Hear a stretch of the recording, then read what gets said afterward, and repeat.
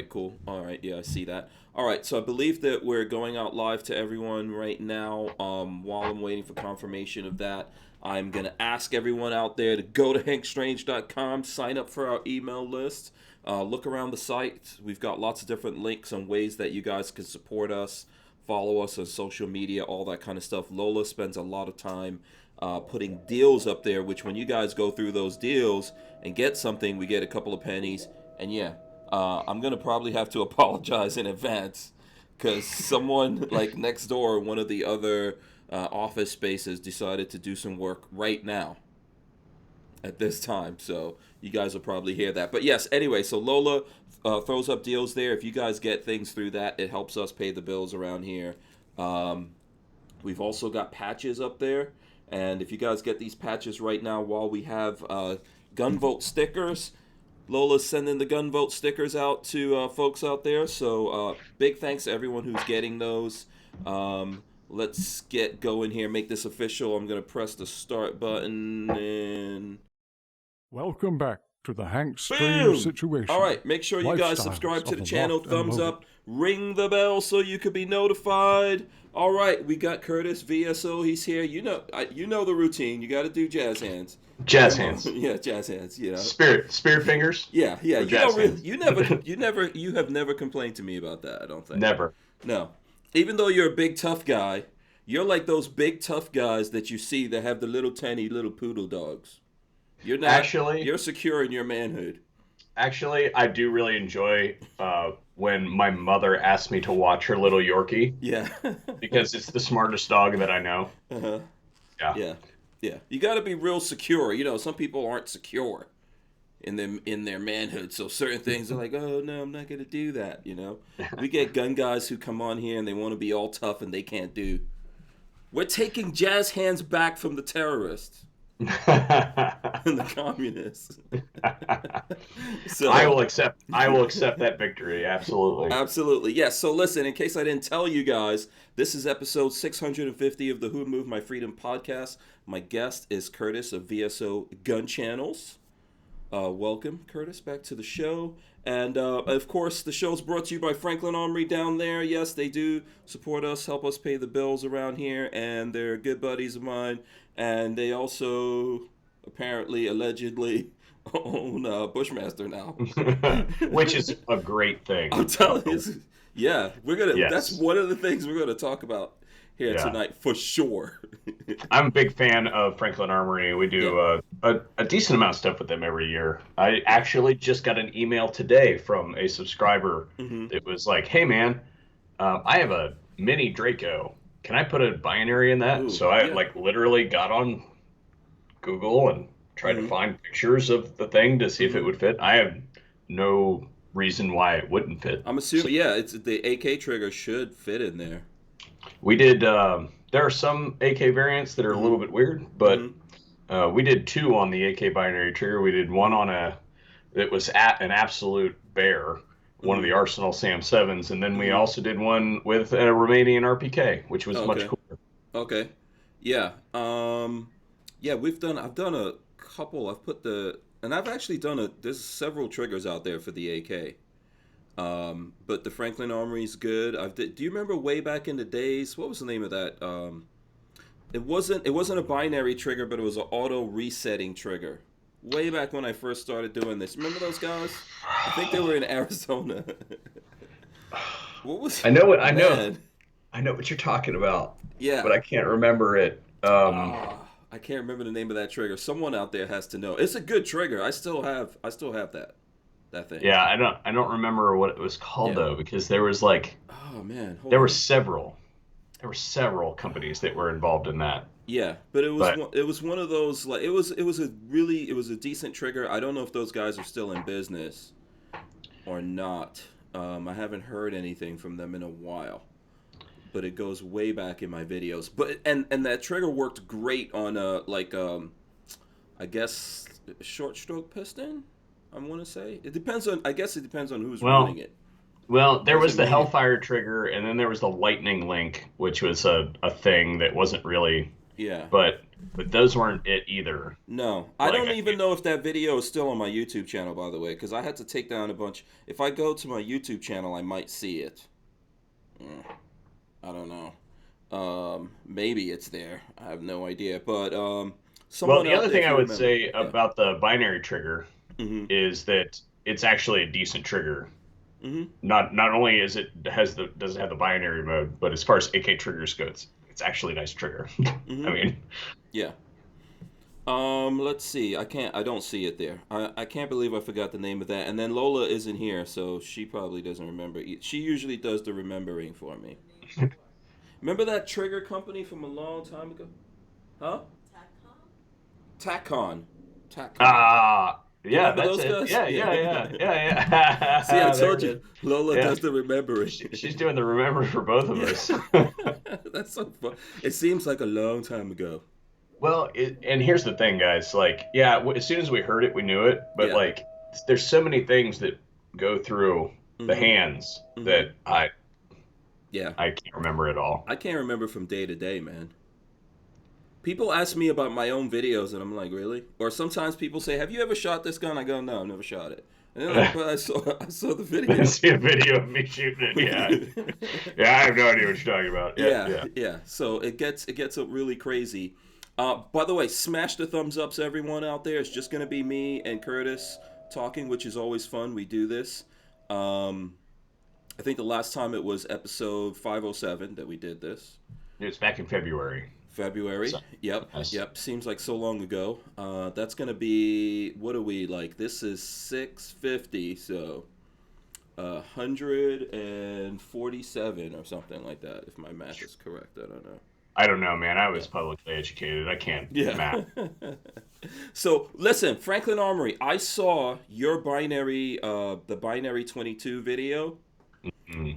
and I think it's when you put it in. It was integrally suppressed, Hmm. and that was so much fun. I don't know if it was the one you did, one where you did integrally suppressed and then suppressed again. Was it that Yeah, one? we did two. Yeah. So there was. Sorry, I can hear that. Yeah, that That thing is annoying. I don't know. Yeah, I don't know. They got something Yeah. serious going on over there. Yeah. Um, uh, we did two on that one. The Mhm. first one was like, hey, we did this kind of like build Mhm. essentially between the integrally suppressed barrel and the binary trigger. I literally salvaged like the receiver and the bolt Mhm. out Mhm. of out of a Ruger 1022 takedown. Mhm. And then the second video we did was, hey, I just realized that the front of this thing is threaded half 28, so let's put other cans on the front of it and Yeah. double suppress the son of a bitch. And Yeah. the internet demanded that it be made. Yeah. So No, I think it was good. It was good to see. I think in some cases, you could remind me, but I think in some cases it didn't make any difference. in some cases, it actually made it louder, Yeah, which which makes no sense to some people, but it's right. a port pop thing. It's a Okay. microclimate versus a macroclimate thing. Mhm. So like you're standing right next to it, Mhm. sometimes it would sound louder Mhm. because more would be forced out the ejection port than out the front. Right, right. And then you're all sophisticated. Man, that's going to be annoying. Lola, can you see what's up with those people? Go over there and smack someone down. Yeah. Okay. So I don't know if that's gonna do any good. If Lola showed up to my place and said "shut the f up" or something like that, I'd be like, yeah, we can do this later." Yeah. But what was I gonna say? Okay, so you're all sophisticated with your tests, man. You've got all kinds of devices over there. You know, you got night vision. I was looking. I was like, you look so weird in night vision.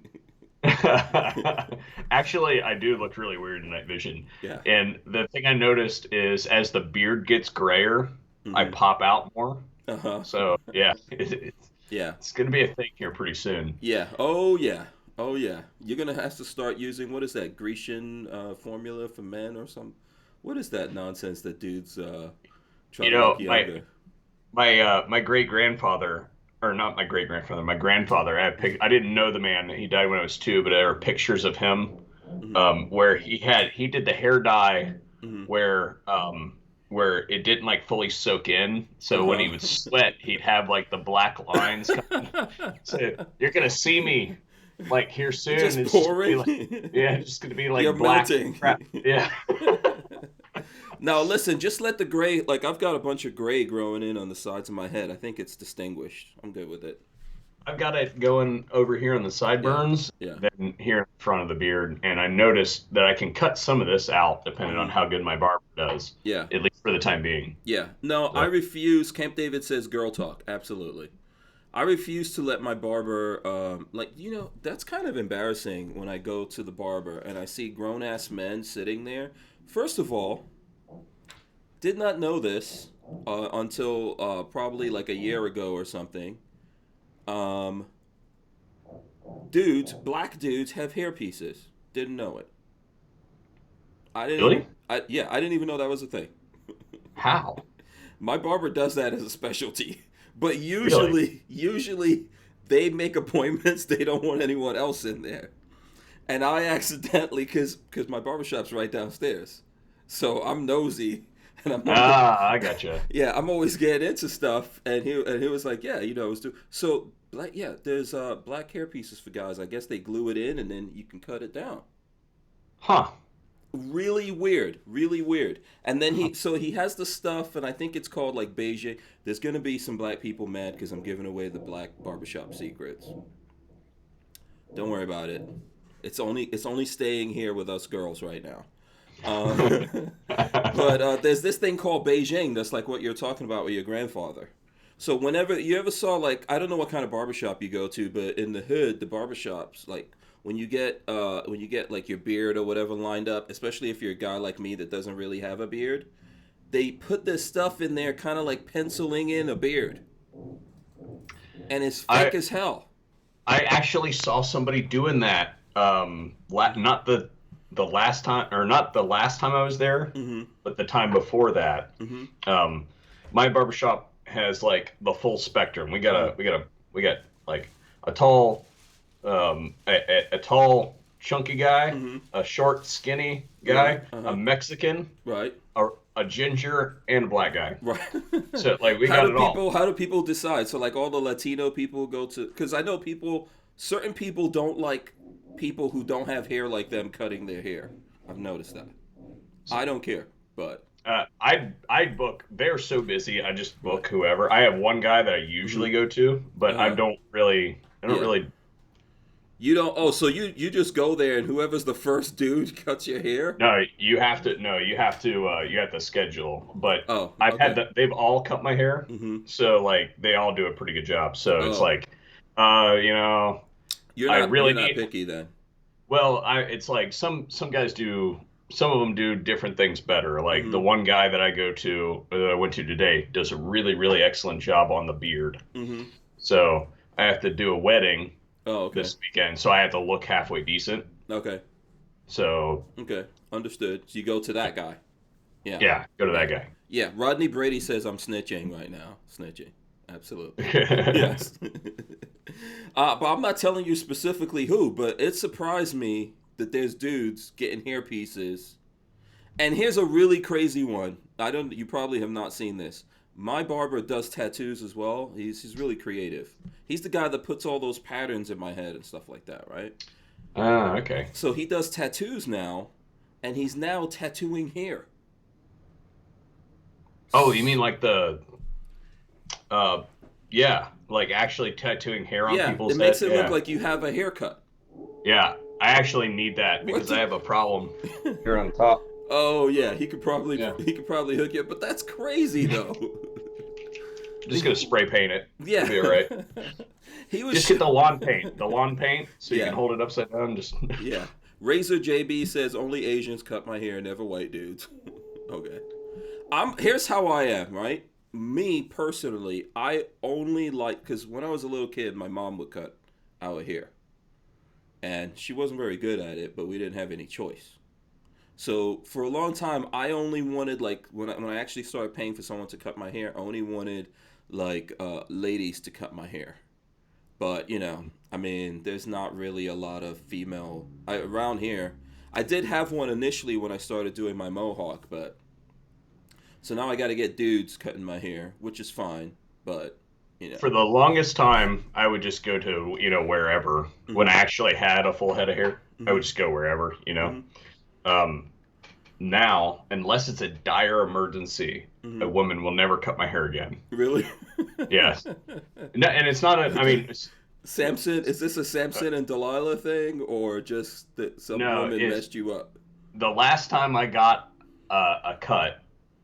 She went in with the thing to try to do my beard and totally like sliced me open. Like Oh, literally needed a compress to keep myself from bleeding all over myself and ruining my shirt type oh thing. wow, yeah. Yeah. I'm Apparently like, Lola did nothing. This Lola could not get that to stop. So thanks, it Lola. sounds, it sounds like a real Yeah, like they're going at machine. it.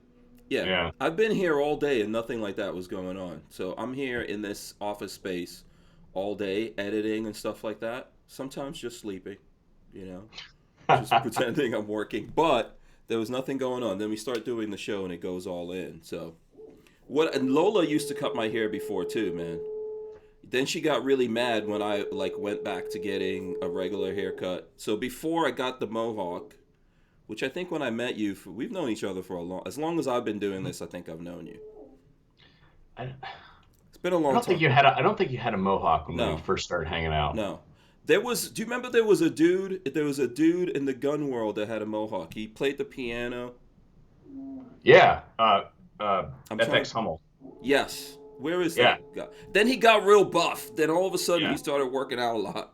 So it's funny, and I'm not trying to like snitch on him or anything, Uh huh. but at the time he was a professional trumpet player. Okay. Okay, he did a lot of Is that musical code? stuff. No, Oh, no, okay. no, like no. He was Um, actual trumpet player. Okay. but then he took a job at Tactical Response Oh yeah. as an instructor, Yeah. and then he has since left to do to take care of like elderly people. Oh So okay. like his career is like all over the I map, think he man. was. Yeah, wasn't he? I remember at one point he was doing. Was he one of those guys like doing like multi-level marketing or something? I don't know Yeah, I what. used to. I used to follow him a little bit. I remember a long time ago. I remember him getting real super buff, getting rid of the mohawk. But by then I already started the mohawk. But I figured it was okay because he was white dude with a mohawk, black dude with a mohawk. We weren't getting And like you don't want too many gun guys with mohawks. it's like the beard thing. It's like the dude over there with the beard, Yeah, with the Cry Precision pants on and, yeah. and the hat. No, there's too many beards in the gun world, man. Too I many was doing it beards. before it was cool. Yeah, there's just So too many. Like, there's no license on it, obviously, but yeah, it's gotten pretty bad. Like, I call it a tactical beard. I remember having to explain to my dad. He's like, "What do you mean it's a tactical beard?" I was like, "Okay, I guess some of these guys in the military were doing that when they were going overseas, because dudes have to have beards." Then they came back and they just looked really cool. Then the rest of the gun guys were like, "Oh, I want to look manly also." so I actually keep a beard year round Hmm. because it keeps the soot and the lead Hmm. off of my face. Yeah. So like in here, it like kind of catches it, Hmm. and then if I touch my face, it's a reminder, hey, there's like a small Yeah. barrier there Yeah. so that it's not soaking through my skin type thing. Hmm. And especially if you're shooting like this, and it's long enough, it guards this part of your face and all Hmm. that sort of stuff. Yeah. So That's your décolletage. so I come Yeah. home and I Uh-huh. get in the shower and you wring it out and it's just black. Yeah. Yeah. Yeah. Yeah. Yeah. Yeah. That's by the way, Razor JB says Jordan. Yeah, That's Jordan was his name. yeah, that's who we were talking about. So is he still into guns? Just not He is. I don't think he actually works in the gun industry anymore. okay. Yeah, he's still a gun dude, Yeah. but he's just got other stuff to do, I guess. Oh, okay. Cool. Cool. Yeah. Let's see. Yeah, someone says Night Train says sounds like Black and Decker. Just going at it. Just yeah. That's gonna be so much fun, man. It'll be all right. It's What gonna be we can work with this. Yeah. It'll be okay. Yeah, we shoot and do all this stuff, but it's just so annoying. I noticed you have just to completely switch into a whole different thing here. I noticed you have your play button behind you, Yep. but you're like 250,000, so you probably had that for a while. Yeah, I've had that thing for a while, Yeah. and it depends on how the camera's set up, like Hmm. whether it's cropped in or not. Hmm. And then, You've got the universal hot crazy matrix there too. I know yeah, that. it's actually yeah. So I have a much larger patch wall. That one just Okay. happened to fit. That one just happened to fit there, and it kind of balanced the whole wall out a little bit. Yeah, that's a But little baby one. yeah, that is from the man himself. Mm-hmm. After I got divorced, Mm-hmm. he actually sent it to me and signed. Oh, so that's Yeah. the guy that's Jaeger's lawyer that did that, if I remember that Yes. right. Yeah, Yes. I can't Yes. remember his name, but Dana McClendon. It yeah. says at the bottom, you can't read it, but it says, "To my friend Curtis, commander of the Ohio Unicorn Search and Rescue Team." So okay, so the news in there, I don't know. I was gonna maybe try to not get into it, but you're not married anymore. No. Oh, okay. Sorry to hear Nope. that. Eh. Yeah, Yeah. It's not really fit for public yeah, consumption, yeah. but yeah. Okay, all right. But you know, you're out there doing your thing. Yep. Just Okay, doing my thing. yeah, doing your thing. Dating. Hmm. Okay, good. All right. Let's see what else. What else? Spec that the hot crazy matrix is true. Yes. Now, That's I not. will say Mm-hmm. to throw a stone or to have a stone thrown at me, if Okay. I had stuck to the hot crazy matrix, I would not have found myself in that situation. Because if you zoom in on the danger zone Oh boy. up there at the top, it says Mm-hmm. redheads, strippers, girls named Tiffany, and hairdressers are in the Okay. danger zone. And my ex was a hairdresser. So Oh just yeah. so the sage advice. Listen, man. You can't be saved as a man. You know this. No, no. So, Totally screwed all the time. something is going to kill you. Yeah. And it So might as well. Listen, if something's gonna kill me, I would rather it be a woman. Whatever. You know what I'm saying? Um, does it? It's probably not as much fun in reality when that happens to you, but hey, you know, that's well, how it we're goes. still here. We're still going fine. It is Yeah, what it is. yeah. It's is there a crazy? What's the Matrix for dudes? No one ever did that video. Oh yeah, I did. Oh, he Yep. did. Oh, okay. I didn't Yep. see that. Okay. There were a lot of women that got hacked off about it Oh, okay. and did them too. But Hmm. um, That he lawyer guy. What's that guy's name again? For Dana anyone, McClendon, Dave. Dana Dana McClendon. Dana McClendon. Okay, for anyone who wants to check that out. Yeah. Yeah. So he did a dude. What's the dude thing? How do we know something's wrong with the dude? Uh, well, the dude thing is pretty easy. Hmm. No, he did it the opposite direction, basically. Okay. Right? It's for women, so it's Okay. like he had the cute and money axis, Oh. basically. Okay. Yeah, yeah, it's in the same video, Yeah. but if you watch Okay. it, it's basically it. There's like three zones, like very large no go zone, Okay. right? Where I a dude don't. is So never. the original video that he put out that went viral, that was in there. Yep, it's at the very end. Oh. Okay. Maybe I didn't. Either I Yeah, don't remember that far back. Okay. yeah, Yeah. yeah. That's It's good. okay. Yeah, usually I'm trying to think of like what's usually the problem thing for like that makes women not happy with the men, or that the women always say you got to look out for these kind of good dudes. So his had, I think it had three sections. I'm not trying to steal his fire, but it had Mhm. three sections, and it was a very large no-go zone, Mhm. and the axes were cute and money. Mhm. So the no-go zone is a dude that is neither cute nor has money, and Mhm. then there's like Oh. the date zone Mhm. is cute, like it's at the very top, like Mhm. cute but broke, Mhm. right? And Mhm. then the husband zone is basically a straight vertical, and it's like you reach a Money. point where it really does not matter how cute you are if you have enough money, Yeah. basically. So Yeah. yeah, it's good. Yeah. It's Do you find I don't know if you do you find that to be true? well, it's funny because one of the ones I saw that was a hacked off woman, Mhm. um, um, that made a parody of the thing that basically redid his whole thing, his whole Mhm. shtick, but basically inserted a few things. Mhm. Stopped halfway through hers Mhm. and basically said, I'm going to stop right here for a second and say that there's like basically a bifurcation here. There's Mhm. an alternate diagram for women who are shallow, Mhm. basically. And she literally drew it really quick, and it's the exact diagram that he drew. Oh. So what's coming to my mind here is okay. This is one of those people that's in the like what I call conservative Hollywood. I think it's Tammy Lauren. Tommy Lauren. Tommy Lauren, Yeah, I don't know if you saw that thing where she got all mad at the guys and she was like, "Guys are terrible. We I cannot, suck or we're immature or whatever it was." and I cannot imagine in this day and age, and I say Mm-hmm. this all the time on the internet. Mm-hmm. I cannot imagine being a woman in the public spotlight, or even like kind of what we do as a content creator, Mm-hmm. a social media personality, a content creator, or a public figure. I cannot imagine the absolute garbage that women in those roles have to get on a daily basis, Mm-hmm. because In terms you of see dudes trying to talk to them and stuff like that. in like Mm-hmm. just gross shit, like weird, creepy shit. Like I can Mm-hmm. only imagine. Uh, Mm-hmm. Mm-hmm. yeah. Yeah, that's so sensitive of you. I'm like shocked. I don't even know what to say. You just bowled Well, me I just over with your.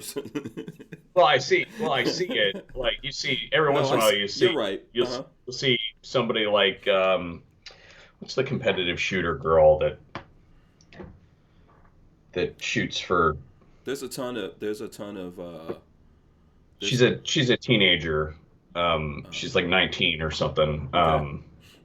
Short person shoots Mm-hmm. for full courts and I'm not sure. I don't know if someone out there can help us out with that one. But I see what happens. I see what happens to women doing anything, but specifically doing what we're doing. I get that whole thing. We don't get it as guys. All like for us, what we're doing, especially, it's mostly dudes out there. There's a couple of women. They don't give a crap about. There's no. I've never run across any woman in the gun world that thinks I'm sexy. Not even Lola. It's never happened. You're beefcake, so maybe that's different. no, I don't think I have either. Yeah, it's never. Yeah, It's never. It's dudes. yeah. It's dudes out there, which is cool, right? Lots of dudes out there. It's all cool, but we don't really necessarily have that issue. Yeah, and I would say that probably that's inappropriate for the Hmm. internet. I really don't think I should say Uh oh. that. If you're thinking you shouldn't say it, don't say it. Not gonna If say it's that. actually going through your brain, don't say it. Don't say it, because No, I'm not gonna edit this later. no, no, we're not gonna do that. Yeah. No. But I know it is. It's probably it's. I think I agree with you in that it's probably tough out there. But also, I think because there's a lot of lonely dudes out there these days too.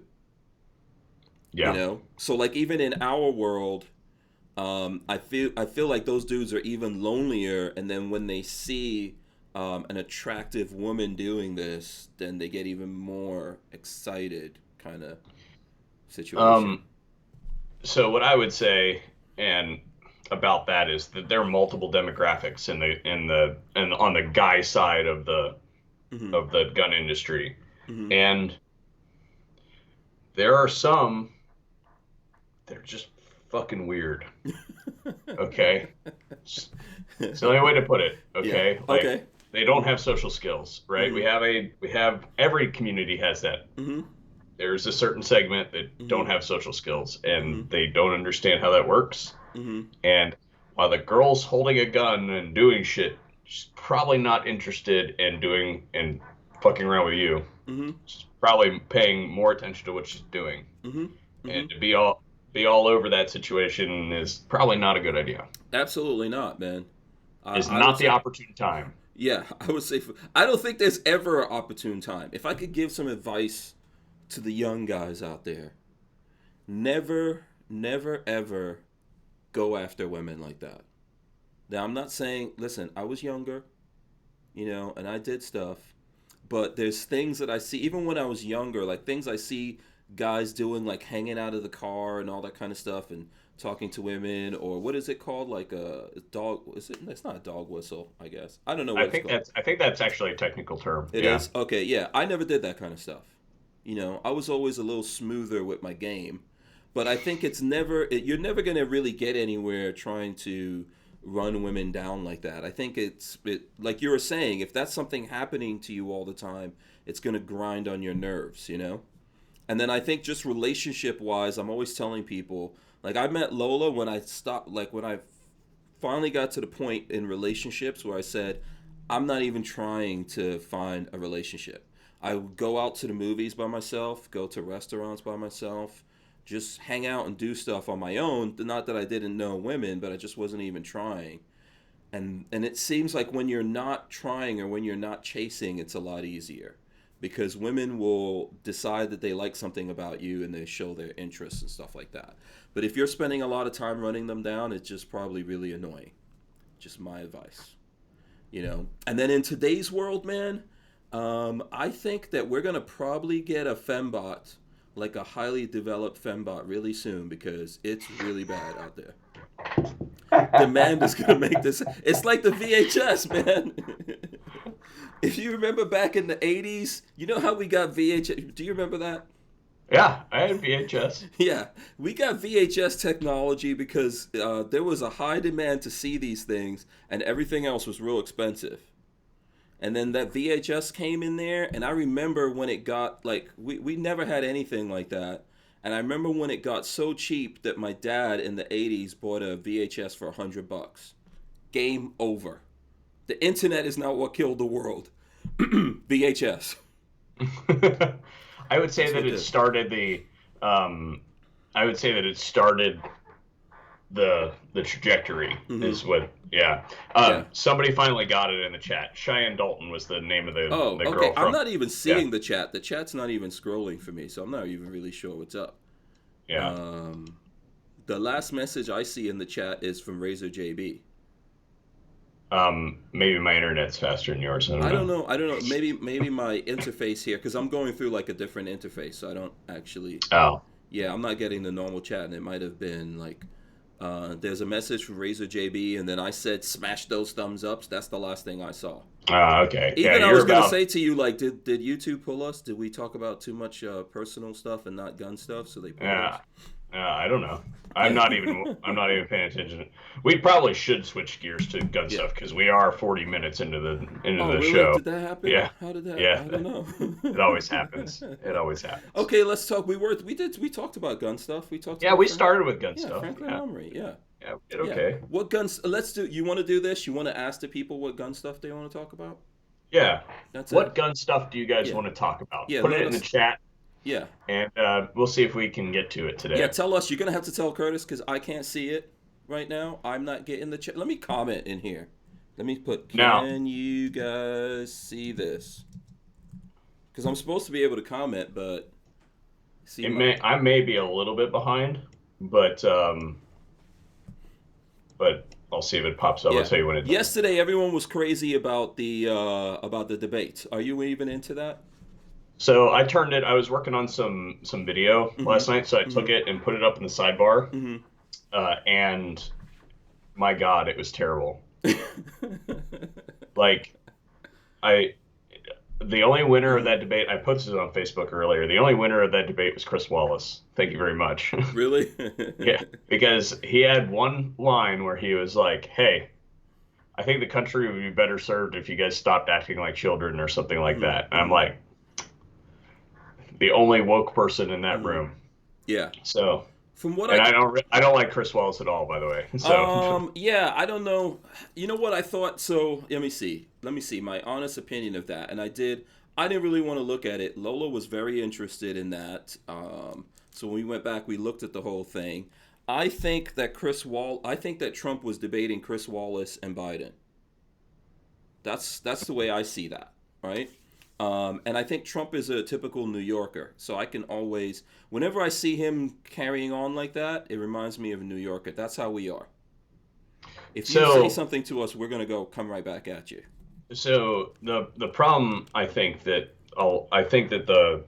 if you look at it in a vacuum without having any kind of like characterizations to it, it looks all over the place. Yeah. But that's kind of how New York people run, and I would say that Trump, and I'm for the record, been on record saying that not like a Trump sycophant or anything.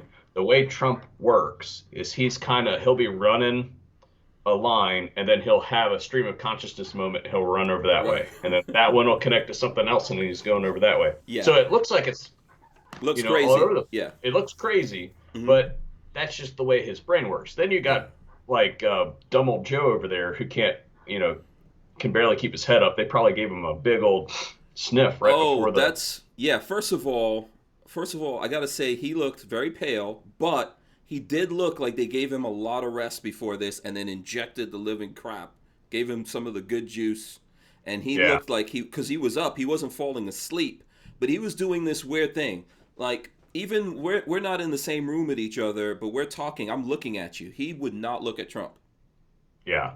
Right? So to That's me, true. that shows fear. If you're talking to a person and they can't make eye contact with you, that's so even if we're mad and we're talking and we're looking at each other, it's kind of a human thing that we know what this other guy's going to do. We know if he's getting to that point that he's going to make a move or whatever. But if you're having an argument like that with someone and you're not looking at them, you're to me that's just weakness as far as I'm There's concerned.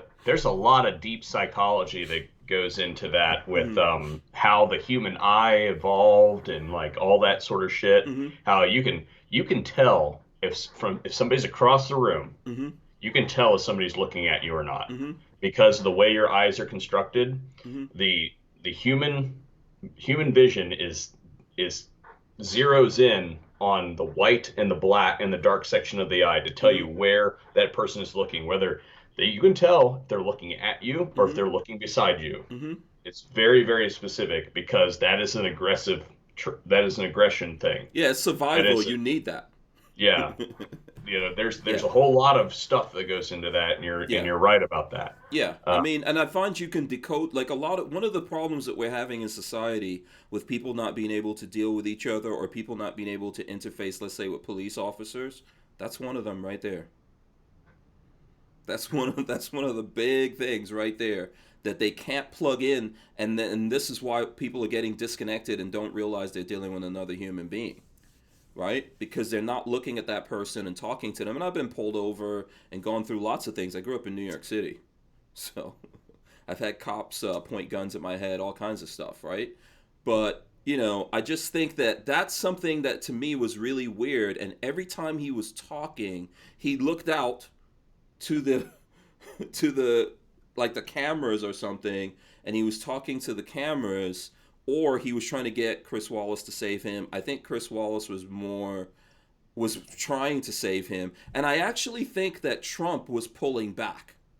And I know that sounds weird, but so I would say that the whole thing, because you had that differing dynamic and it was also a hostile room, mhm, like, let's be honest. mhm, Like, I don't think that anybody could look at that debate and say that it wasn't a hostile mhm, situation. I mhm, think he would have been much better served if he had come in as kind of that calm, cool, collected mhm, Trump that is waiting for the right opportunity to give the uppercut type thing, mhm, right? And that's one of the things that I really liked about his previous campaign mhm, is that it was like the moment mhm, where for instance Hillary said, "Well, I'm glad that somebody like with the temperament of Donald Trump is not the leader of the country." mhm. And he's like, "Because you would be Yeah, in you'd be jail." in jail. Yeah, he was If more if cool and relaxed, I think. he was much more Yeah. cool and relaxed. He was very defensive this time, and it Mhm. made him look really weak, in Yeah. my opinion.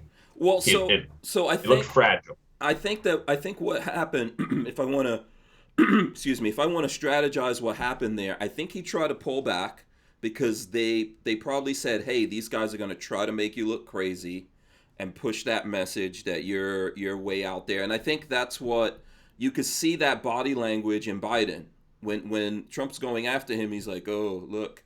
See, he's doing that kind of thing trying to tell people, okay, he's crazy." But that's not good for Biden either, right? Mm, So, no, but I think Trump tried to pull back, but when he realized that Wallace was going in on him, I don't really think Wallace was being really, really fair and balanced or whatever in there, right? And he and was, we knew that was going to happen. yeah, and we kind of knew that, and I know lots of people were mad at him. I'm not mad at him, like you said. He's kind of he has a job here, and this was all negotiated out. So they're not going to find the person who's going to help uh, Trump beat up on Biden. That was never going to happen. But Trump Yeah, didn't stay cool once all of that happened. He went in. And I know I'm like that too, right? If someone goes in on me, I'm just going to be in defensive mode. Like, oh, okay, it's on. Yeah. Let's I yeah. mean, he could have, yes, he could have still been defensive, but Mm-hmm. not done because I think that his really good line that he had was the one where they said, "Hey, you're being really irresponsible with these big rallies," Mm-hmm. and uh, and he's like, "Well, if you could get more than three people to show up, Yeah. then you would have a big rally too." Yeah. Like the sting Yeah. on that He was had a couple of really, zingers like that. He had a but couple of the zingers. but the but the real that could have been a really heavy hit if it Yeah. wasn't so Yeah. abstracted the whole time. Like if Yeah. he wasn't throwing a tantrum the whole time, Yeah. is how it looked, then it would have been much more effective, I think. If it would have been the same demeanor in which he stung that one to Hillary, Mm-hmm. 4 years ago, then that would have been a much more brutal hit Mm-hmm. than if it wouldn't have been just all over the place. So I'll put it like this, before Mm-hmm. we go too far into the political weeds. Mm-hmm. My girlfriend is a medical professional, Mm-hmm. and she was like listening to it. And Biden said he hasn't fixed COVID yet, and she's just like off. We're done with this. I got this is That's done. insane. How are we? How are we? I don't care who's. Listen, if Obama was president, and I was not an Obama fan, right? If Obama was president and we had the same thing going down, how do we blame him for COVID? How do we blame him for that? No, and therein goes I don't want to get this whole thing shut down with Mm-hmm. the YouTube gods or anything, Right. but I think that I think that everybody knows what that particular crisis has been used for and Mm-hmm. how it's being used. Mm-hmm. And if you have two neurons that fire in the same direction, you knew that what happened with that last night Mm-hmm. was the ulterior motive for the state of affairs in this country with that current situation. Mm-hmm. Like Mm-hmm. you knew that's exactly what it was going to be used for, Mm-hmm. and that's exactly how they did it. And I'm Yeah. like, wow, that wasn't predictable at all. Yeah.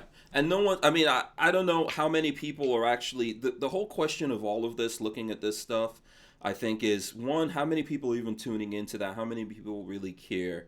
I feel like most people out there are sick and tired of what's going on. And honestly, even though it's been 200,000 plus people that have died, as cruel as that may sound, that's a small number.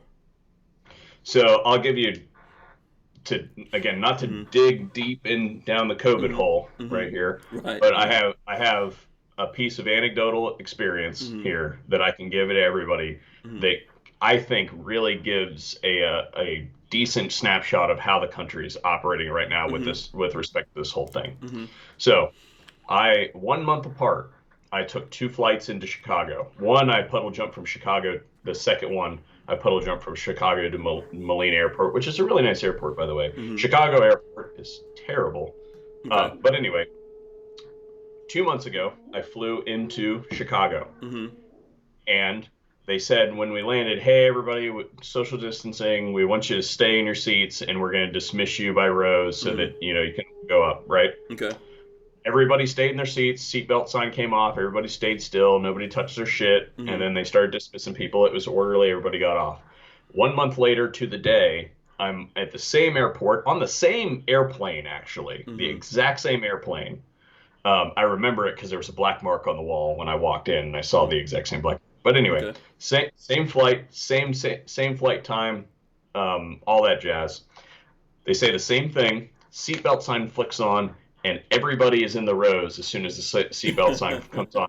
And I counted 7 times where I saw a stewardess come by. Can you call them a stewardess? A flight attendant? All right. Came, Yeah. I don't know. Mm-hmm. Came by and asked people to put their masks back on the plane.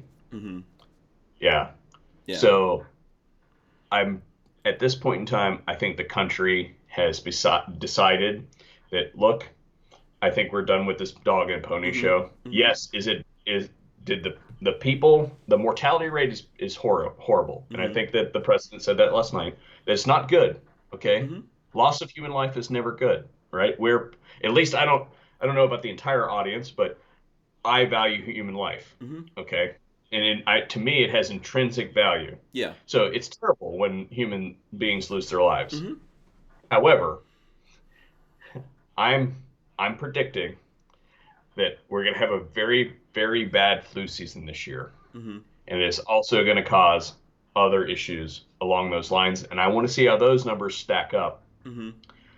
Yes, a lot of people have died from this thing. However, I think that it has been jazzed up, especially the infection rates, because a lot of people don't realize this. My brother is also a medical professional, Mm-hmm. and he has to have COVID tests. Mm-hmm. And how this works is when you have a positive COVID swab, Mm-hmm. you then have to retest, over a period of time, and they count each of those tests. They just go to a database. They aren't really assigned to a name. They just like, hey, we had this many positive tests. Well, if that person's 6 tests deep, they're just putting those in the bank, so the number keeps going up and up and up and up. And it's really not the number of cases; it's the number of positive tests. Mm-hmm. You have to look very specifically Mm-hmm. at the data that you are being fed and its sources, because Mm-hmm. you can say anything and have statistics to support it depending on how you play with the numbers. Mm-hmm. Keep that in mind. So Yeah. that is one of the very first things I was taught as a scientist in school, is that you can get statistics to say just about anything you want Mm-hmm. if you stretch the data the right way. Yeah. Yeah.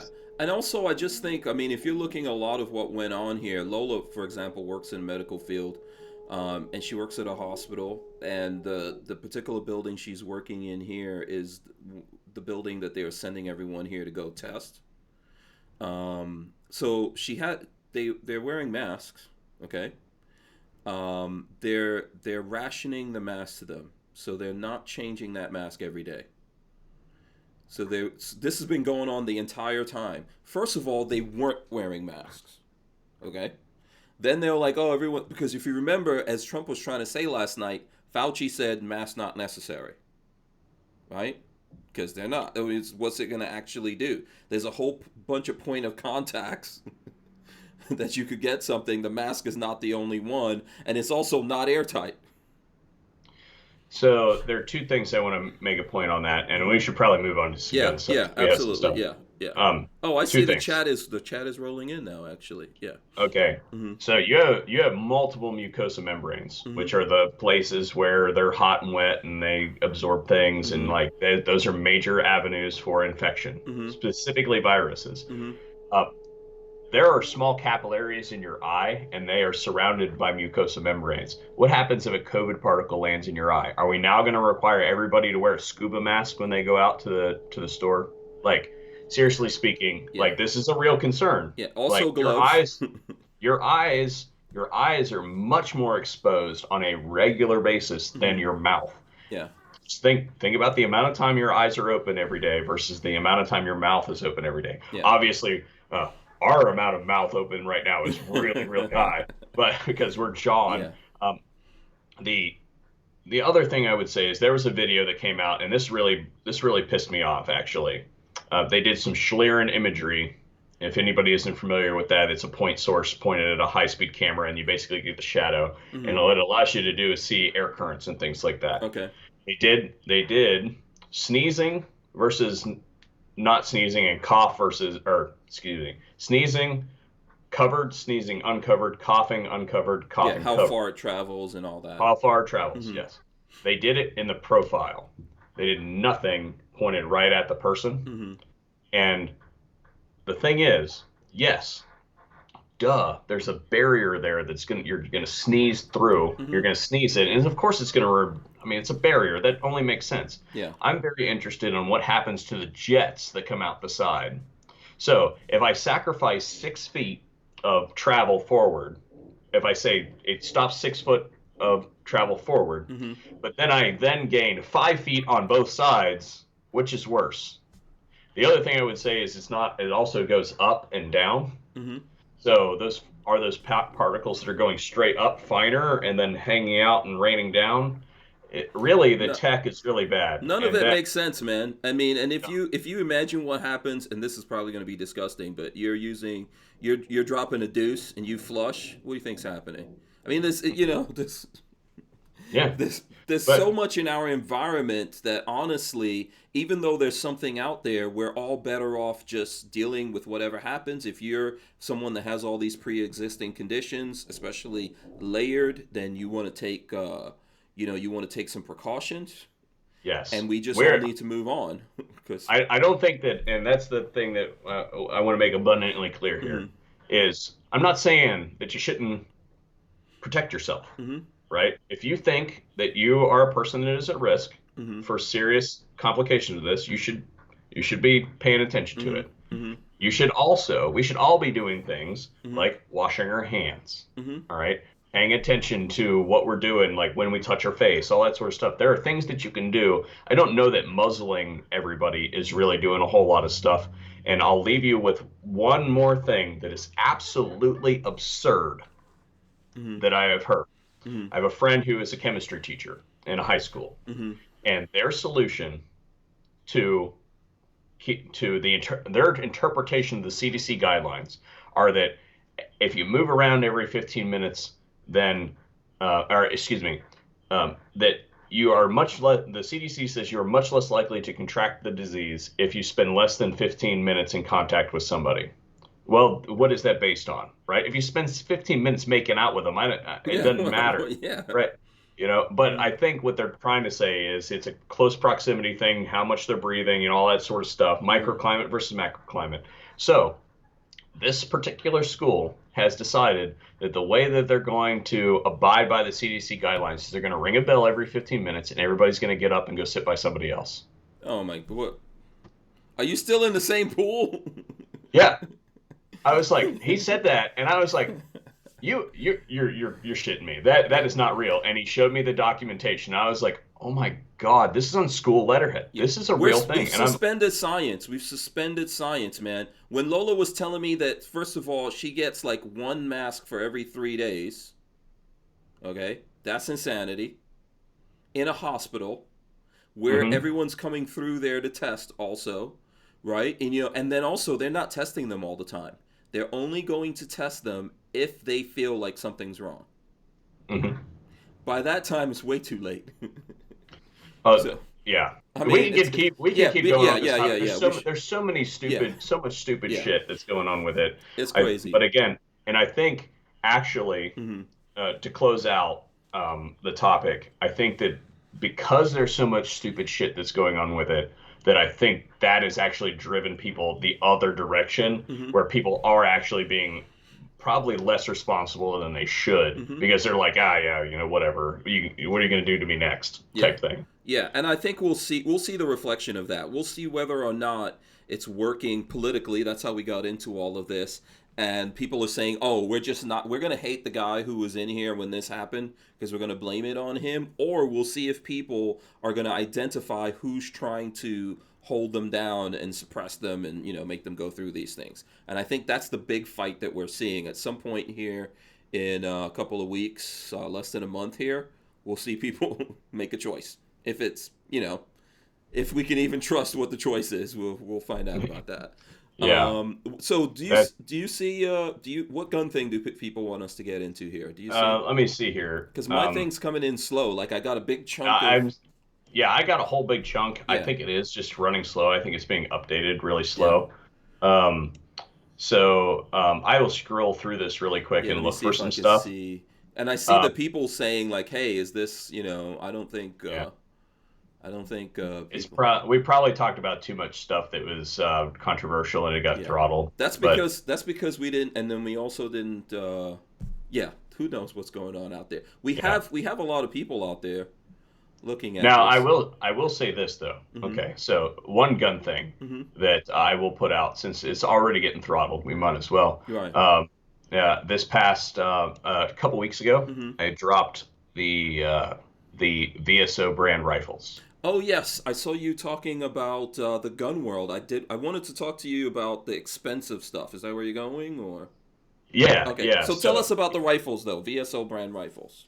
So Okay. basically, I have two businesses. One is the media side of stuff that you Mm-hmm. guys see, Mm-hmm. and then the other is the R&D company. So that's the company that does all the contracts Mm-hmm. for like, hey, we're gonna test this thing. They send us stuff, we break it, type thing. Mm-hmm. All that sort of stuff. Mm-hmm. My bread and butter Right. business. Well, because I'm an '07 SOT, Okay. I'm like, okay, well, I hold this license. I'm legally allowed to manufacture guns now. I would be leaving money on the table if I didn't try to go do that, Right. essentially. Mm-hmm. And so that's kind of where I started. I started the project a year ago, as far as R&D is concerned, Mm-hmm. and then we've finally got a rifle that's available out on the A market. full rifle. A full rifle. Okay. You can go, Mm. and you have to do all the Where's my stuff. T&E, man? What happened? I knew that was going to happen. I knew that was going to happen. I But want a free gun. yeah, actually, you're not. You'd be surprised how many people have. Like, dude, like you know me, It's me, right? dude. Like, What's well, no, up? it's like I've had people that have like who are like literally send me like formal emails to Yeah. like, dude, you gotta be screwing with me right now. Like Right. they send Yeah. me their forum email and like all the Oh stuff they yeah, can do yeah, to help yeah, me. yeah. Their proposal. Yeah, yeah. And I'm just like, Oh boy. it's like really. Yeah. I Okay, thought so we there's a moved past this. full rifle out. Yes. Just is it just one particular setup on a There's rifle or multiple options? there's two variants. Hmm. We're calling them red and blue. Red and blue. And Okay. if you that's not the actual Where cover do I color. find these, by the way, so I could just pull up the website or something? Uh, VSordnance.com. VS Ordnance. Okay. Yeah. Okay. Go ahead. Yeah. So there's basically two. We kind of went with a more retro look, and the idea was I wanted a rifle that literally can come out of the box and be ready to do whatever it is that you whether it's target shooting or self-defense or any of those sort of things. Um, the idea was to use the retro look with the front sight tower and everything to make a bomb-proof gun, Okay. basically. So the thing is perfectly gassed, and I actually have a friend of mine who purchased one the other day, and he owns a silencer company, Okay. and he is going to basically take it out and literally run the guts out of it for me, so that we know how it plays suppress and basically I did a little bit of testing. I suggested he uses an H2 in it for that, Mm-hmm. but basically we kind of looked at it and we're like, hey, what can we do a retro look for, and then also pack as much modern functionality in it with that look. Okay. So it's got M-lock handguards. It's got dual aperture sights. It's got the new Mission First crap all over it. Okay. I really liked their. I really wanted to use their extreme duty stock because I looked at it. I was like, wow, this thing is made for 12 gauges and 308s, and it's really heavy duty, and Mm-hmm. it would be far superior to feed to somebody if you had to. Okay. Like, yeah. So, you people can go and check it out. Yeah, I see you've We got like an Instagram and stuff like that too, right? um, No, that's your okay. That's yeah, your that's right. I haven't opened the Instagram for that particular um, side of the business yet. okay. Yeah, I don't know if I might. I don't know. I have a hard time managing all the social networking Yeah. accounts that I already have. Yeah. Yeah, it's gonna So be crazy. Is it? Let me see. Hold on. I'm trying to vsordnance.com. Is it? Do I need to take out the S if I'm trying to? I'm trying to search it. Okay, hold on. This is it. I found it. Cool. yeah, Here, I want to throw it up on the screen while we're talking about it. Okay, so here we go. So 1,100 and 1,200 bucks. That's not bad. in today's market, yeah. And one of the things that we did is I dropped them at a little bit higher price because I built in distributor pricing Okay. model and all that sort of stuff in there. If a retail shop wanted to get a couple of them, I originally had the price built to be able to support that. And I'm like, you know what? Screw that. Yeah, I Like, like why? restricted for civilian non-government use only. Okay. Yeah. Yeah. Yeah, we Yeah, went that's there. cool. Yeah. The idea was that by pulling that pricing out, Mhm. that buffer, Mhm. that people can get it, the informed consumer can get it more readily Mhm. at $150 less than um, than what it was originally marked. Because Okay. I just don't think that it's fair. I think that if people are doing their homework Mhm. and going through the system that we've built, then why should they be punished, for that? Mhm. If a retail shop wants to buy them and stock them, well, Mhm. they can use the internet just as good. Okay. I see. Okay. Yeah. Yeah, that's cool. I saw you were talking about the whole business of building and selling stuff and how you figure it out. It's Not as I did a awesome as it video. looks. Yeah. Yeah, I did a video. Hmm. If you're a person who is thinking, I'm going to point right at my camera. If Okay. you are a person that thinks that you want to get into uh, the industry as a gun manufacturer, go watch that video. Yeah. And So then it you and wasn't, then don't do it. yeah, and then don't do it. Yeah. Uh, Hmm. but one of the things that I wanted to do with that video is specifically show people how things are built Hmm. and how the price point is arrived at. Hmm. So it's not just buying the parts. It's Hmm. not just having to know how to put them together and the subtle nuances of how to take a pile of parts to turn them into a really good rifle, Hmm. right? That you need experience to do. Hmm.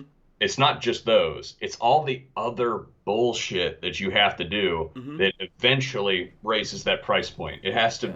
yeah. And I went through the top three that really impacted that process, and will Hmm. continue to impact that process forever. Hmm. Yeah. Until the way that business is done in the United States changes, in general, Hmm. let alone in the arms industry, there's they're going to continue to be a thing. And Yeah. then on top of that, there was a fourth bonus one in that video that everybody should be Yeah. aware of You as guys well. should go look at that if you're interested. I think It's that a was good it's a video. decent video. It's a Yeah. decent video. And I know I you've like someone may think if someone thinks like Curtis just decided one day, oh, I'm gonna be cool and make a rifle. I think you've been doing this for a while, right? This is it's didn't come it's out of taken the us blue. it's taken a full year. Hmm. Yeah. Yeah. So, because I remember even seeing you at Shot Show talking to different companies about stuff. Something in the back of my mind. Yeah. I So it's remember been us more than seeing each other somewhere, but it was like at Shot Show, but not related to what we would usually doing. You were looking at something from a manufacturing point of view. yes, Yeah. exactly. Hmm. Yeah. And that happened um yeah, that happened. What was that like last January? That was. I think you already had stuff rolling by then. Yeah, I already had some stuff going by then. Yeah. Yeah, so Yeah. yeah, I was looking for something specific Yeah. at the time. Yeah. Yeah. I'm like I said, my memory's not that great, but I do remember that in the back of my mind, talking about it, and it's just not an easy thing. Like, Safety Harbor, for example, manufacture. Look, there's so much going on here. You guys don't realize. We were talking about Franklin Armory. Um, one of the things, and so I know there's people who don't necessarily like the Franklin Armory guys for whatever reason. I get all of that. These guys are actually trying to come up with solutions for things going on in different states and all that. And people are hating on them in the gun world, and then the states are hating on them, and they're spending money trying to imagine trying to get a rifle in California, get Yeah. that thing on that list. You know, imagine when like the police in a place and the governor and all and the attorney generals of a state like in New Jersey. I think Franklin Armory has that fight going on with New Jersey. Imagine when they're using the people's money to fight a company. You know, Yeah.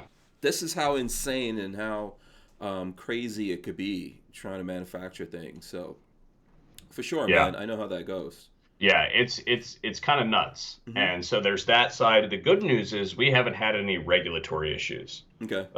Yeah. So it Does was it help? actually Does it help? You're in Ohio, right?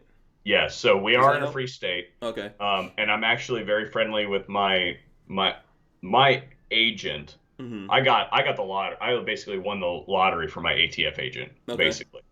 He's a good. He's I a gun dude. like he's a gun dude, and Hmm.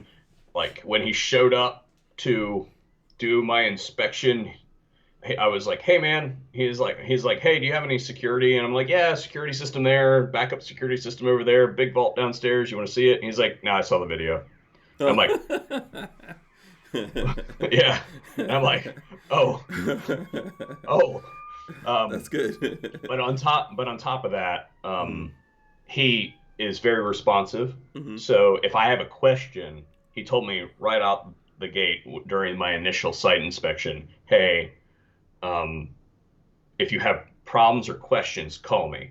And because of that, a lot of people kind of wander through the process and make a whole bunch of mistakes. Hmm. I basically wrote in and some of it is left to interpretation. Mm-hmm. Some of it is like, hey, you need to do this. We don't really care how you do it. Mm-hmm. Um, so I literally wrote a couple procedures Mm-hmm. for the business and submitted to them. They're like, yeah, we like this. Just change this one line to do this other thing. We would really like to see it this way, and then you'll be okay. And just do Okay. it that way, and you'll never have a problem. And I'm Mm-hmm. like, cool story. We're gonna do it that way. Mm-hmm. Yeah. Yeah. Yeah. I don't think people realize how nerdy you are. That's why I like talking to you. I hope people like actually get up on that. You know, big nerd. I am a super nerd. He's way nerdier than I am. Yeah. Because like you remind me of my brother, for example, who's a big nerd, but then also a big dude, and people don't calculate that. So it's funny. Like, okay, I'll give you an idea. Mm-hmm. Right now, I am teaching myself the drone pilot stuff. Mm-hmm. So I'm going to go get my 107 to do commercial drone piloting Okay. type stuff because there's a bunch of stuff that goes on in this area and Mm-hmm. that I'm in. And Mm-hmm. I've been asked on multiple occasions to do commercial photography from Okay. an aerial perspective, and I have to turn the work down Mm-hmm. because I'm like, yeah, that's like totally a felony. Can't Mm-hmm. do that. Sorry. Mm-hmm.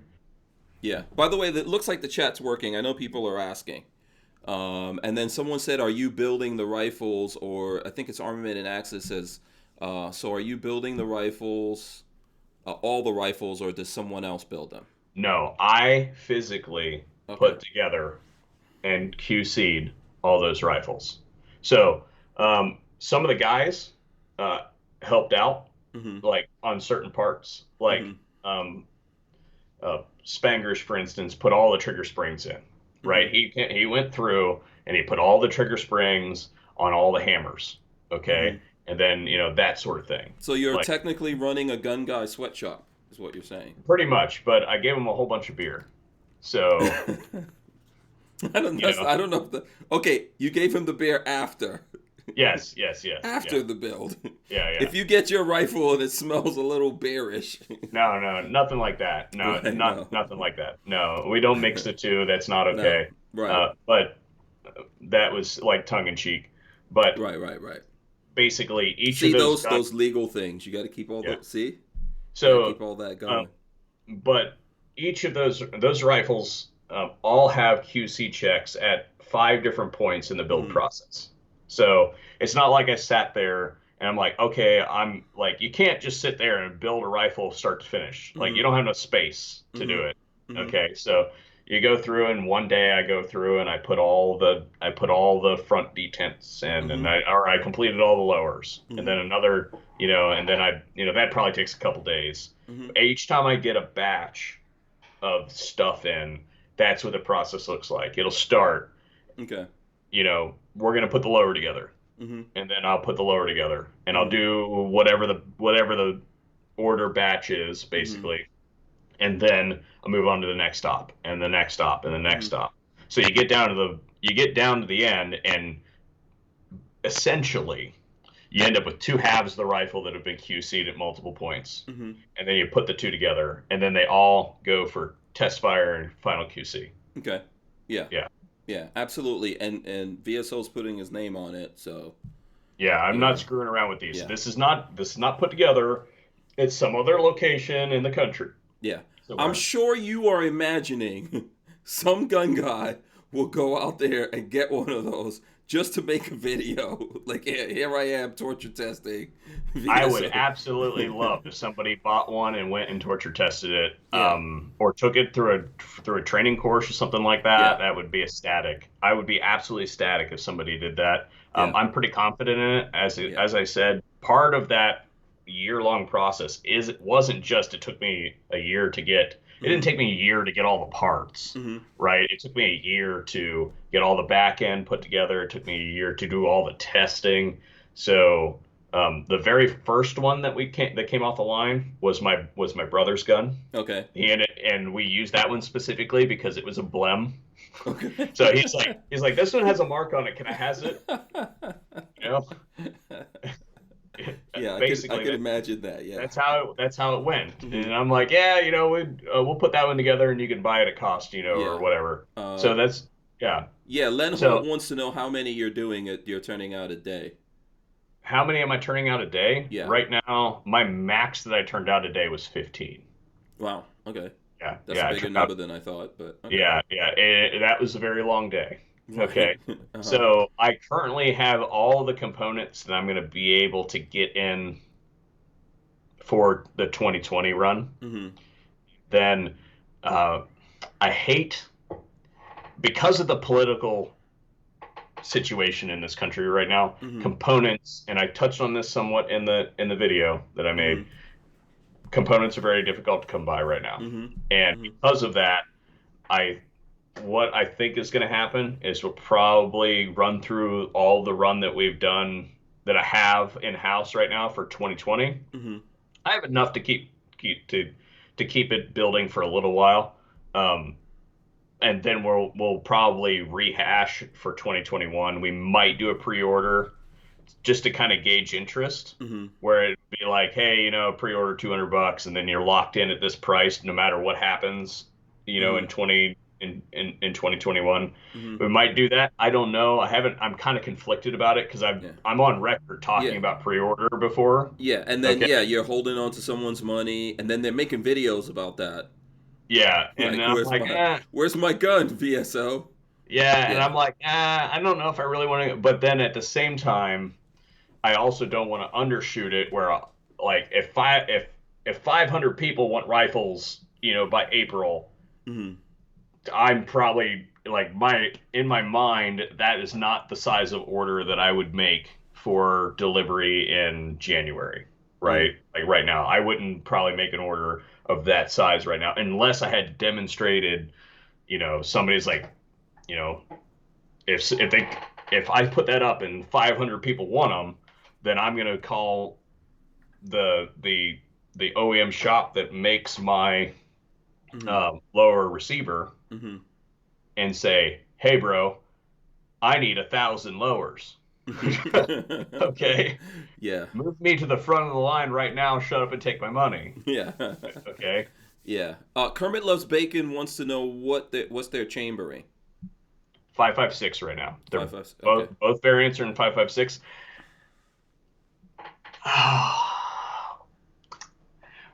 We have two other calibers planned for delivery by mid 2021. Okay. We're Interesting. in R&D right now on them. Um, I'm actually planning on some R&D work this weekend Mm-hmm. because I needed access, and this may actually give too much away, but I'm going to do it anyway. My PVS 14 is not here yet. Okay. I do not have my PVS 14. My So I'm actually borrowing my brother's to be able to use it for testing Hmm. because that particular rifle will be specifically geared towards the night vision community. Okay. So a very specific thing. And to do that, I have Mm-hmm. a couple different things that we're looking at, different things that have to move to be able to get it. Mm-hmm. And to be able to see it, Mm-hmm. I need light enhancement. Okay. And then Kermit Loves Bacon has a follow up. He says, "Why 5.56 and not 2.23 Wild?" Oh, okay, sorry. Um, yeah, they are chambered in 5.56, not 2.23 wild. I thought why 5.56, not 2.23. I thought the dude was actually making a joke. Yeah. 2.23 wild, really, I don't really notice a difference as far as performance is concerned. Mm-hmm. And the reason I went 5.56 is because the barrel that I wanted was available in 5.56. It was not available. The technology hadn't been ported over to 223 Wild yet. Okay. So, yeah, at the Is time, there a trend going more in the 2.23 Wild direction I than mean, yeah, 5.56? Okay. yeah, Okay. there is a lot of movement towards 223 Mm-hmm. Wild, Mm-hmm. but like to be honest, I don't really like from my own testing, I don't see a whole lot of performance difference. Like Mm-hmm. what translates onto paper, Mm-hmm. I don't really see it. Okay. So, yeah, I don't see a major difference between the two to the point where it would where I would tell somebody they need to spend an extra like $50 on a gun because it says 223 wild on it versus 5.56. Yeah. You see Yeah. what I mean? No, I know. I mean, and I don't get as in depth as you. That's why I'm interested in that, because I know that was like a thing for a little while, and I saw some guns, and I probably even had a couple things that were 223 wild. But yeah, I don't know what the. I'm I would not. say, to me, the Mm-hmm. most important thing is how that barrel was made and what type of barrel it is. So if it's Mm-hmm. a 4140 and it's got some kind of nitride on it or some other kind of, what I would call second tier finish. Mm-hmm. I, for instance, a lot of people would be like, "How come it doesn't have a chrome line barrel?" And I'd be like, "Because chrome line barrels suck. Mm-hmm. That's why."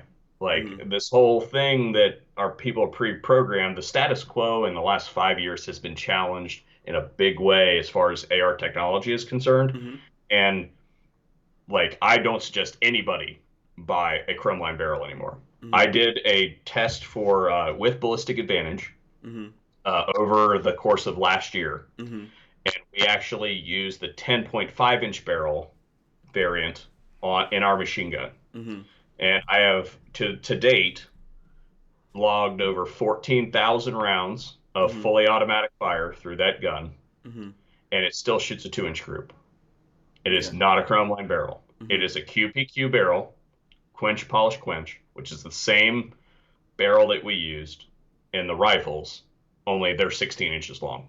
Okay. Because nobody actually Form 4s short barrel rifles anymore. Mm-hmm. Everybody Form 1s them. Mm-hmm. Okay. Like, yeah. Let me see. Oh, you know what I wanted to ask you about this? How come there's not just lowers? How come we don't have just the VSO lower option? Because I really just Come it's on, almost for like us poor it's almost YouTubers, man. yeah, That you know. it's almost like a brand protection thing, to be Okay. honest. Okay. Where like I don't want my logo Mm-hmm. next to some trash, Mm-hmm. essentially. Mm-hmm. Like, if that gun has a problem and it has my name written on the side of it, Mm-hmm. then that gun can come back to me. Mm-hmm. Okay. So if it's got BS ordnance Yeah, but Hank written, Strange built up some kind of rifle yeah, on if there. you put You some don't want bullshit that. on top of it and blows up in your face, that ain't my fault. I make a Okay? bullpup out of it. Yeah, that ain't my fault. So it's like one of those things like, hey, Mm-hmm. you know, now if somebody buys one and they want certain components installed on it, I'll absolutely do that. Okay. Uh, yeah, I tell people like, hey, I put the best trigger I could in Mm-hmm. it and still stick to the mainstay, which Mm-hmm. is like, hey, I want it to be a mil spec style trigger. Mm-hmm. I didn't want a trigger pack. Mm-hmm. I wanted it to have all of those individual components, and we got a 5.5 pound trigger out of the thing. The best one that I tested in the whole uh, to date of the ones that I've built is a 4.5 pound trigger, Mm-hmm. and the worst one was a 5.5. Okay. So we Okay. did a pretty good. I did a pretty good job on the trigger as Mm-hmm. is. If Mm-hmm. somebody wants a CMC, buy it and send it to me. I'll drop it in your gun right now. Oh, okay, cool. And then I don't know what the price difference will be. No, Same. if they're purchasing the item and sending it to me, I don't give a shit. Oh, okay. All right. Yeah, So let me see here. A couple things. Shout out to Hootie Who. I see him out there. He says we're talking about some nerdy stuff. yeah. Uh, What can I say? let's see. Brian Quick says curious as to what Curtis thinks of dead air silencers. Okay. Yeah. What do you think about those guys? I know you're doing Uh, lots of silencer testing. yeah. So we were for a while known as the silencer guy, Right. like like those guys. Mm-hmm. Um, and I was actually one of the first quote unquote. I hate to use this term, but YouTubers to Mm-hmm. get their SOT, Mm-hmm. and I was doing a lot of stuff. Mm-hmm. Then some guys came in and have since done some stuff. So Mm-hmm. that's a good thing because silencers are now again proliferating through the market again. There was Mm-hmm. a kind of a slump right after 41F. Yeah. There was a problem where a lot of people were bummed about the Hearing Protection Act, which is Mm-hmm. probably never going to happen, by the way. So if you're waiting for that, just forget about it. You could have had your Mm-hmm. shit by now. Yeah. Um, and Dead Air is one of my favorite brands. So Okay. I literally have Mike Pappas's cell phone number. Okay. Okay. So Mm-hmm. he is one of those people that um, if I there's a class of people in the industry that I call when I need to talk to somebody who's smarter than I am, Okay. and he's on the list of Okay. people that I'm like, hey, I need to do. I have a like it would literally be like, hey man, I have a problem with my calculus. Mm-hmm. Can you check it for me? Why aren't my numbers working? Mm-hmm. And he would be able to be like, yeah, you fucked up on line 62, like that sort of thing. Okay. So yeah, so dead air silencers, I think that everybody can. I think that just about everybody can agree who's held the mounting system Mm-hmm. agree that it's a pretty awesome mounting system because it uses big lugs to Yeah. lock into place I on a mean, taper mount. yeah, they're pretty big, beefy. I don't have one. I know Babyface has like what's the name of the AK one? There's a big, beefy Uh, AK one that. Wolverine, a Wolverine. Yes, he has the Wolverine because I am a SOT now. And you're right, man. I remember when I started this, so that wasn't even a thought in my brain. But I've So, got his Wolverine. well, one of the cool things about that suppressor, for instance, is Mm-hmm. it has certain things built in it specific to AKs. Mm-hmm. So the baffle aperture actually widens as it gets closer to the end Mm-hmm. because AKs typically, unless you Mm-hmm. get lucky, if you're buying imports, Mm-hmm. most of the time they're not concentrically bored. Okay.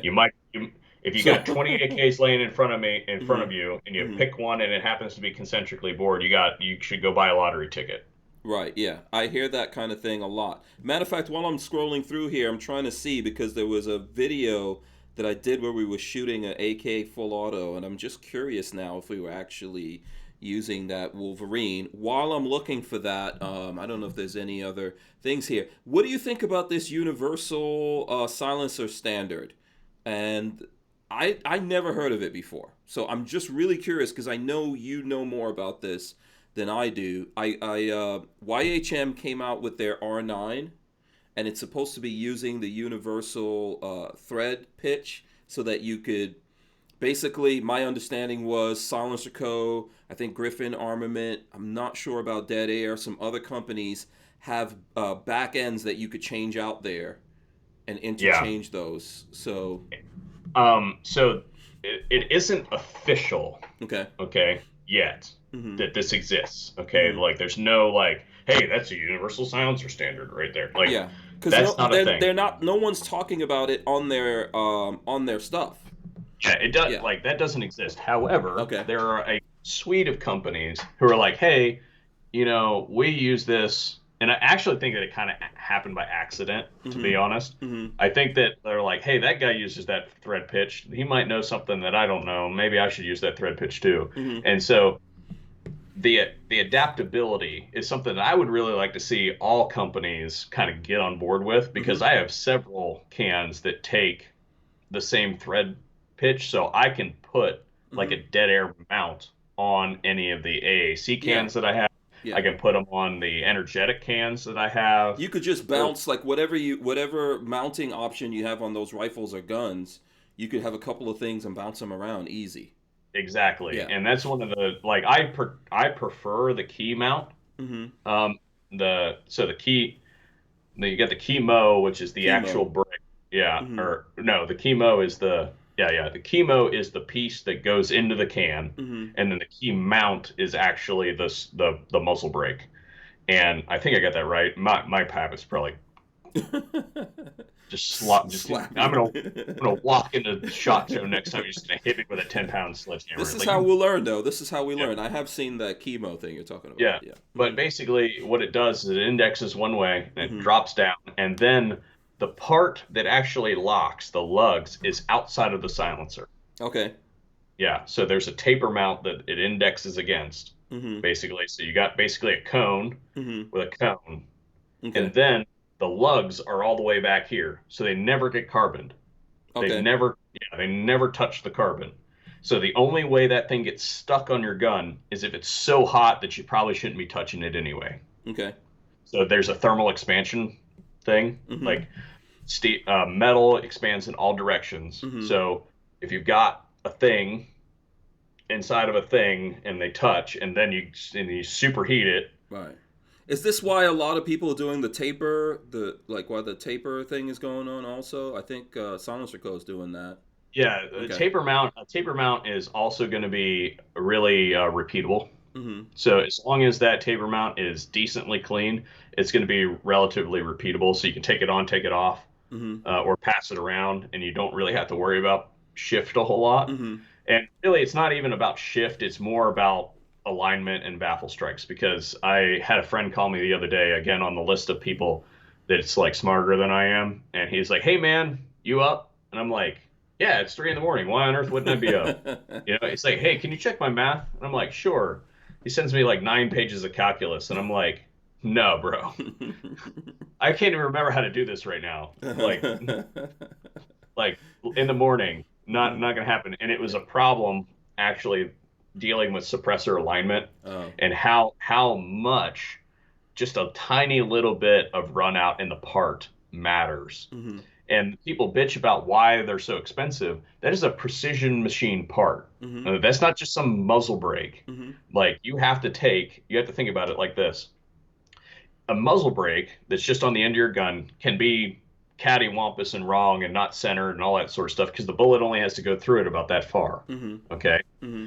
When you have to have something travel through something that's that long, Mm-hmm. now you got a problem. And any little bit of variation in that can, if you've got a tiny little bit of run out in the part, then it ends up extrapolating itself out over the distance and you end up with a much larger angle. Mm-hmm. So it can create baffle strikes. So Mm-hmm. you've got a device that you are selling at $80, $90 or something like that, that is precision machine, that's designed to mount up with another piece that is then supposed to have $1,000 item mounted to the end of it. Mm-hmm. Okay, it's supposed to be good Yeah. under high pressure, high velocity, and heat. Mm-hmm. And Yeah, it's good. I mean, people even get those mounting, even the like, the what are we calling them here? Your flash hiders or muzzle brakes. Those are expensive, and I was talking to someone about it. They're like, "Listen, dude, we don't make 10,000 of those at the same time." yeah. So that's another thing. Because I was like, "Why are these things so expensive? Why are you paying 150, $200? We're just not making. This is why it would also be good if there's some kind of universal standard." Yes. Then you could have the different modules on the back, and then you Mm-hmm. could select what it is that you want, Mm-hmm. basically. Yeah. Because that's the biggest problem. A guy might be into silencers, for instance, and he might have early invested in the AAC mounts, for Mm-hmm. instance. Mm-hmm. Well, now he's got $1,000 of AAC mounts laying around for Mm-hmm. all of his stuff, and then he wants to try the dead air product, and he's like, "Oh well, I Mm-hmm. don't want to invest in one of these new mounts, Mm-hmm. because it's going to cost. If I buy that can, then I got to have $1,000 of parts to go along with it to make it fit all my shit." Mm-hmm. Like I see that argument from people like, why do that? Well, if we had a universal thread pitch on the back of all those cans where you could just, hey, I want to use AAC mounts. Hey, I want to use dead air mounts. Hey, I want to use Griffin mounts. Mm-hmm. Hey, I want to use, you know, then Yeah. you can do that, and then you're not putting out your customers. I think Yeah. that would be a really good thing. Yeah. I wish they were actually talking about it because it was interesting. Obviously, why Yankee Hill Machine told me about that, but then I spoke to some other suppressor guys that I knew, and they're like, "What are you talking about? I never heard of that thing." And I found some articles because I don't know a lot about this stuff. This is what's fun to me.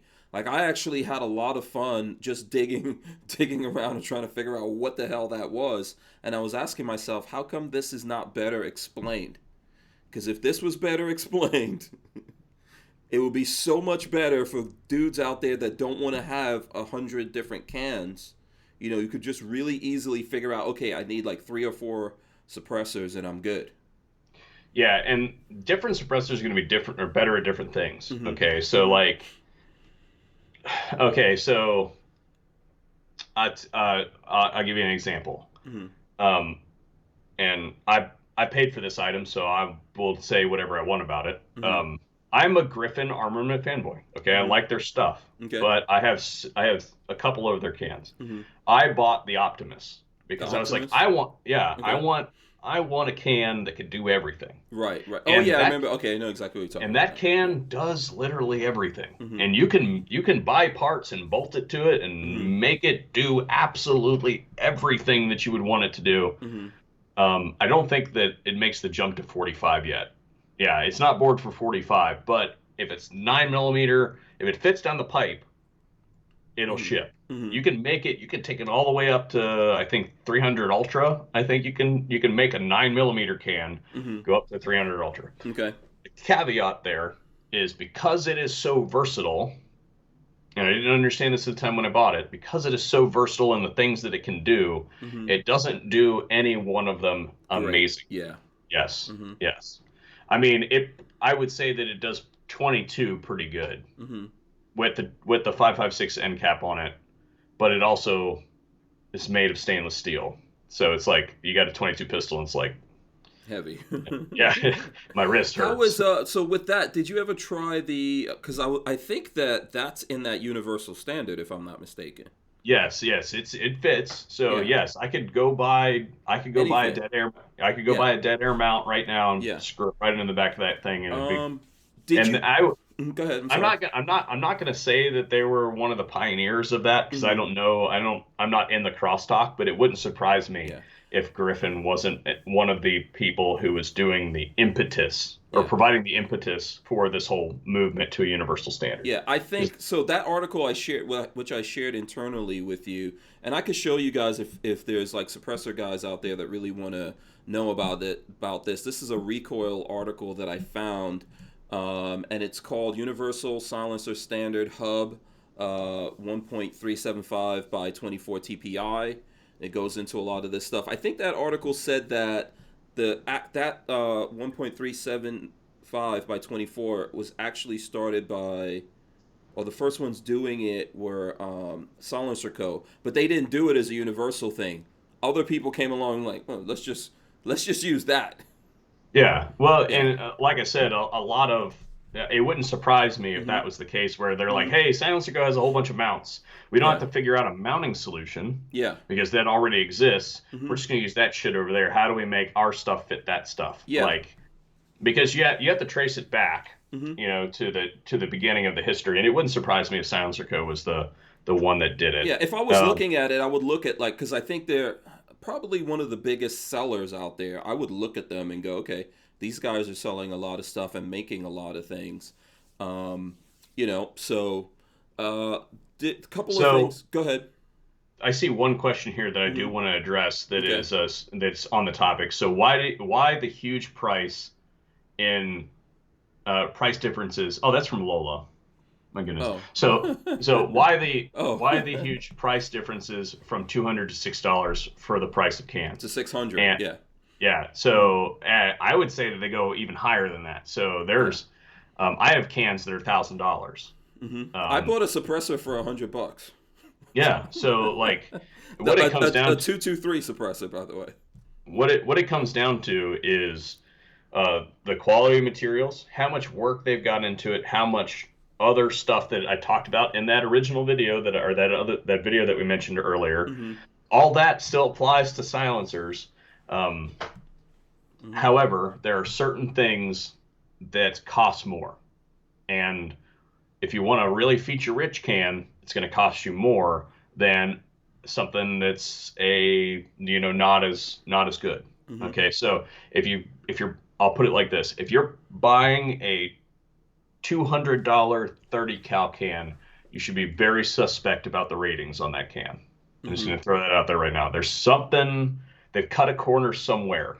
Mm-hmm. That's in the price range that I would say that's maybe a little bit suspect. I don't know Yeah. that I would fully trust the ratings on that. There's something else that didn't go into that. They've cut something out of this thing to be able to meet that price point. It's probably material, or it's something else. Like it may not be as capable, or it might be super heavy, for Mm-hmm. instance. Mm-hmm. You know, that could be a thing.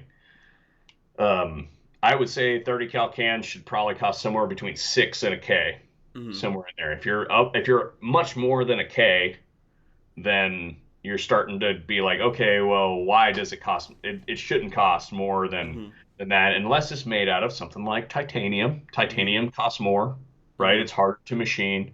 It has to be treated a different way because you can't just take something and mill it out of aluminum. You can't Mm-hmm. just make a part out of aluminum. Mm-hmm. It will degrade Mm-hmm. if you do that. Mm-hmm.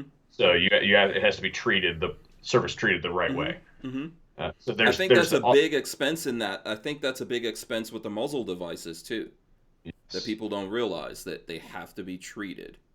yes, and then the muzzle device is another thing. So the muzzle device, you can't just make that if that thing's going to go inside of a can, you can't just make that out of, high carbon steel. Mm-hmm. You gotta it's gotta be it's gotta be pressure tested, it's gotta be heat resistant, and a lot of times companies will go to a stainless steel Mm-hmm. or they'll go to like an Inconel or Mm-hmm. something like that.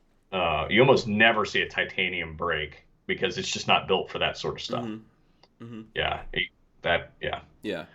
See, you guys wanted us to talk about gun stuff and get nerdy. Smash the thumbs ups, by the way. I think there's folks out there enjoying this. I want to get this in. This is for you. I still have some other things I want to talk about. But let me get this in from Matt Susevich. I hope I'm saying Yeah, that yeah, right. yeah, He yeah. says, if it wasn't for VSO, I probably wouldn't have given much thought to buying a silencer. Now I own one and shopping for another. So, Matt, I've actually physically met Matt before. okay. The first time I met him was actually at an outdoor show in Pennsylvania, Okay. and we went and um, he was local to the area, so he knew all the good places to eat. And I'm like, dude, where's the best place to eat around here? I really want a cheeseburger. And he's like, I got just the place we're going. I'm Nice. like, okay, Yeah. That's the yeah. one. That's the one benefit. Let me see. Oh, you know what I was gonna tell you? So I sent you. I sent you this on your phone. I want to share this with you because I was looking it up, and I'm gonna go to my Instagram here. This is the biggest video I ever put on Instagram, and it was with that Wolverine suppressor. And we're shooting. This is it right here. We're shooting full auto AK suppress with the Wolverine from Dead Air like a boss. And that's 175,000 views on Instagram. Which Yeah. right after that, Instagram shadow banned me for life, which is funny because I will never, I will So, never get those kind of numbers ever again. On but well, that is a real thing though. yeah, Like, yeah, that absolutely does happen. It's something that we have to yeah, contend with on a day-to-day basis. yeah, Um, yeah. so, again, the Wolverine is specifically built to be able to do that particular thing. So Mhm, that was what I would call a specialty can. Can you mhm, use it for other stuff? Absolutely, you can. mhm. But it's specialty built to be used on AKs because of that threading issue. Yeah, And, you know, I wouldn't surprise me if that was more expensive. I don't know what that thing is actually running these days, I'm not but sure. Babyface bought it, and it's been in NFA jail. we're we're Yeah, just gonna go. We're gonna do this right now. yeah. Uh, Dead Air. by the way, people also hate that AK because Walter welded it. And people, first of all, Walter is an amazing welder, and he's got a ton of AKs, including some very cool rare ones. He just welded up an AK because whatever, he could do that. There was a lot of people mad about that. Whatever. Uh, Okay, so the Wolverine MSRP is 1099. okay. So again, it's up around the $1,000 range. Mm-hmm. It is a what I would again say is a specialty can. It does something very specific, Mm-hmm. and it can do other stuff, but it's specifically bored to handle not only 7.62 by 39, but handle it on AKs. Mm-hmm. Like if you do you need that can, for instance, to shoot 7.62 by 39 out of like a mutant, like a CMMG mutant or something like Mm-hmm. that? No, Mm-hmm. you don't. I do it with my cans all the time Mm-hmm. because it has an actual shoulder on the barrel and it's concentrically bored while the gun's on the Mm-hmm. mandrel Mm-hmm. or while the barrel's on the mandrel. That's not a problem that you have to worry about with that gun. Mm-hmm. But for AKs, again, Mm-hmm. this is a gun that was never designed to do this stuff. Right, right. Yeah. Not mil spec. No, Not even there, close. there, there is no mil spec, no uniform mil spec for AKs. Yeah, absolutely. Let's see. What other? Let's see. What I don't know if there's any other stuff that because I know there's a bunch of questions out there. Someone was asking you about an AR9 build, and I I don't know Yeah, I saw if it, we got and that. somebody asked about a lower for an AR9 build. Yeah. Um, I don't even know. Like, you're getting into so many small nuances Mm-hmm. there that I can't actually say which one I would particularly choose. Mm-hmm. I would say that there are probably some features on certain ones that you should look at. Mm-hmm. Um, Are you talking about last round bolt hold open yeah, and? look for particular things Mm-hmm. that you find important Mm-hmm. when you're shopping for a lower. If you're trying to build your gun, look for something. Look for particular features that you find important. Mm-hmm. If it needs to be a forged lower, do a forged. Find you can separate it out there. Mm-hmm. If you want to have an integral trigger guard, for Mm-hmm. instance, you probably have to go away from Yeah. forged. What about Right. side charging? I don't know where you come down on side charging if you're against that. I actually love side charging Okay. uppers Mm-hmm. because I kind of play both hats with the AR and then the AK. Mm-hmm. You know, um, however, and this is going to make a whole lot of people mad, or no, it's people are going to lose their mind over this. Uh-oh. I want it to be reciprocating, Okay. Why? Why do you want it to so be reciprocating? I can kick the fucker shut when it stops running. Okay. Yes, because I'm going to run that gun and never clean it Mm-hmm. until it absolutely I and once it stops running, I'm going to continue to shoot it by Mm-hmm. spraying lube in the thing and just kind of flushing the crap out of it until it is Mm-hmm. so seized shut that I Mm-hmm. have to literally take it and drop it in the ultrasonic cleaner to Mm-hmm. be able to get it open to actually scrub on it. Mm-hmm. That's how I'm going to shoot that gun, and I want and particularly pistol caliber carbines Mm-hmm. because pistol ammunition is almost always dirtier, Mm-hmm. especially when we're talking about high round count ammo. So if you're going to go get blasting ammo, it's almost always going to be dirtier than your rifle ammo, Mm-hmm. especially because the guns are almost always direct blowbacks. They're going to eat a lot of shit. Mm-hmm. If So it's steel case. it's steel case, Yeah. or if it's just lower quality ammunition, lower Mm-hmm. quality powder. For the sake Which of my thumbs, I don't like what you said. I'll just say that. well, You know. dude, move it out of the But way. okay, I know. It's like okay, well, okay. Let me put an analogy there. Right, right. Okay, it's a very simple analogy. Uh-huh. Do you do any cooking?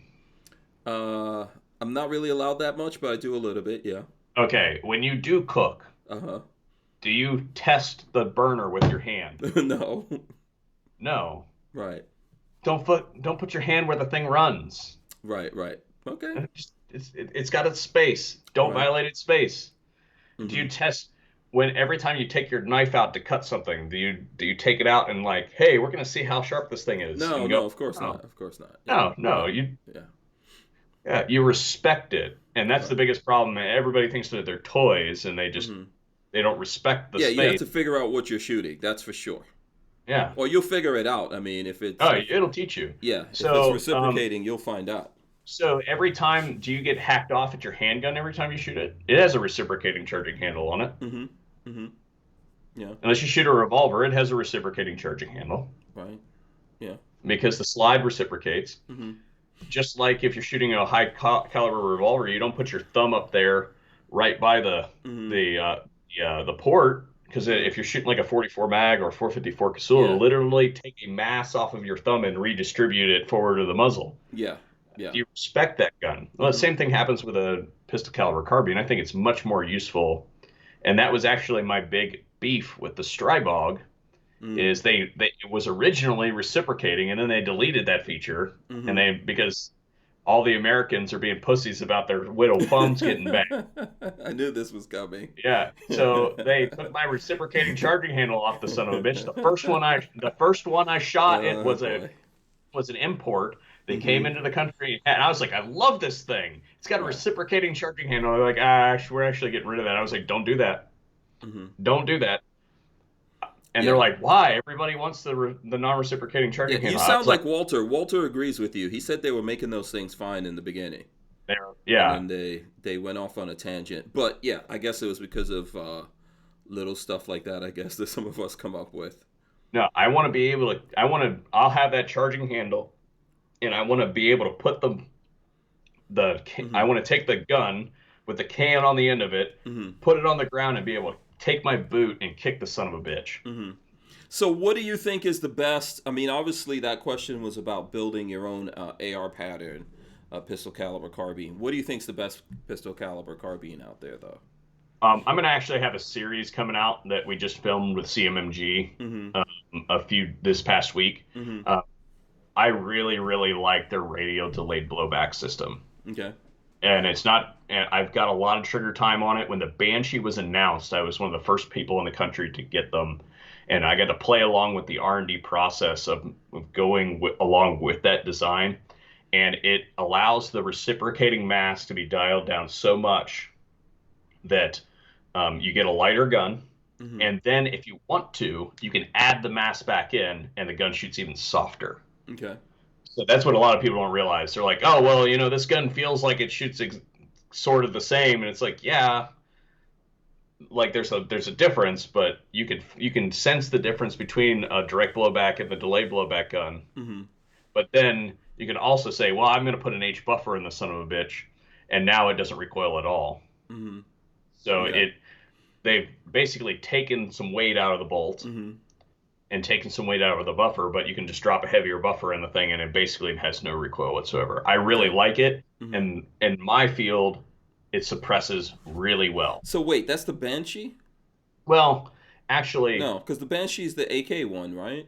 No, no, the no, 7.62. No, no, I'm no. mixing They up have something here. that's the mutant. Oh, mutant, Banshee. So so Six. actually, they there's a split.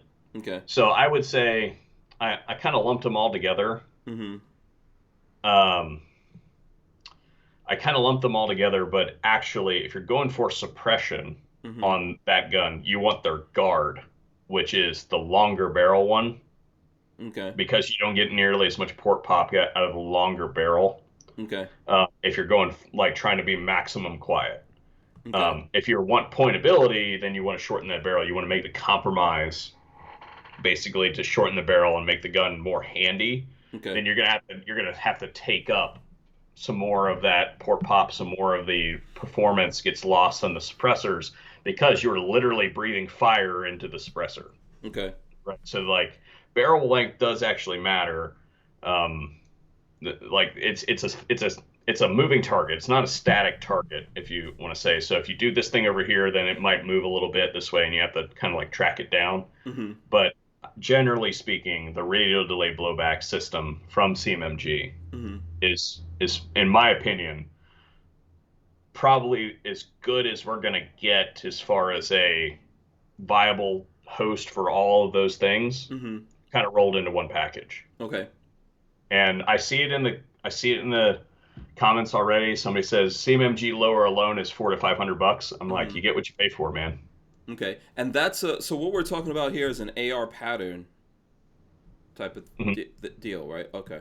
Yeah. Okay. Yeah. The biggest thing that made me mad about Mm-hmm. that gun, Mm-hmm. because I have something, there's always something about every gun. I'm going to tell you Mm-hmm. right now, there's always about something that I can pick about every single gun. Okay. Um, Actually, hang on a second. Um, okay, sorry. Yeah. I was making sure that that wasn't, I Oh. mentioned this person earlier, and I'm Oh. making sure that they weren't like, you fucking asshole, Oh. Um, Right. Okay. so I had time to clean it up. What were I talking about? Okay. What was I talking about? We were talking about the guard, I think, or you're saying that's your best pistol caliber carbine that's out Oh, there just so universally. yeah, so there's always I can find something on every gun that I don't like. Mm-hmm. And what I disliked about the Guard or the Mm-hmm. Banshee series is it Mm-hmm. uses Glock magazines. It's an Okay. inferior magazine. Mm-hmm. It should have come out with a real magazine. Mm-hmm. Uh, That's also, I think that's also guys like me. That's my fault, right? Or guys like me that are always like, oh, does it use Glock magazines? You know what? Over time, I've come to the conclusion that we shouldn't even chase that. no, I really have. I've come to that. Like, why are we even doing it? There's better magazines out there that are easier to build things for, more reliable, all of that. yes, In that Glock magazine, very reliable in a Glock. yes. You know, so. The biggest problem with the Glock magazine is it goes from Mm-hmm. 2 to 1.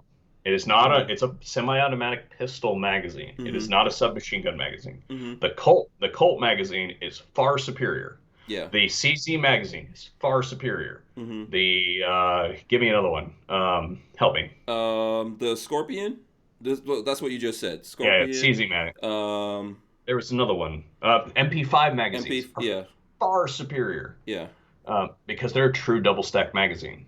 And I always love it when I see people who have that long fun stick magazine for the Glock, right? And they're getting down to the bottom and they're always bitching about how they can't get the last 2 rounds into the thing. And I'm standing over there with my Colt magazine. I take the round, I put it on top of the thing, and I smack it against the wall. And I take the next one and smack it against the wall. You can actually load the magazine to capacity, and then also because of the fact that it is a true double stack magazine, you get true double stack performance.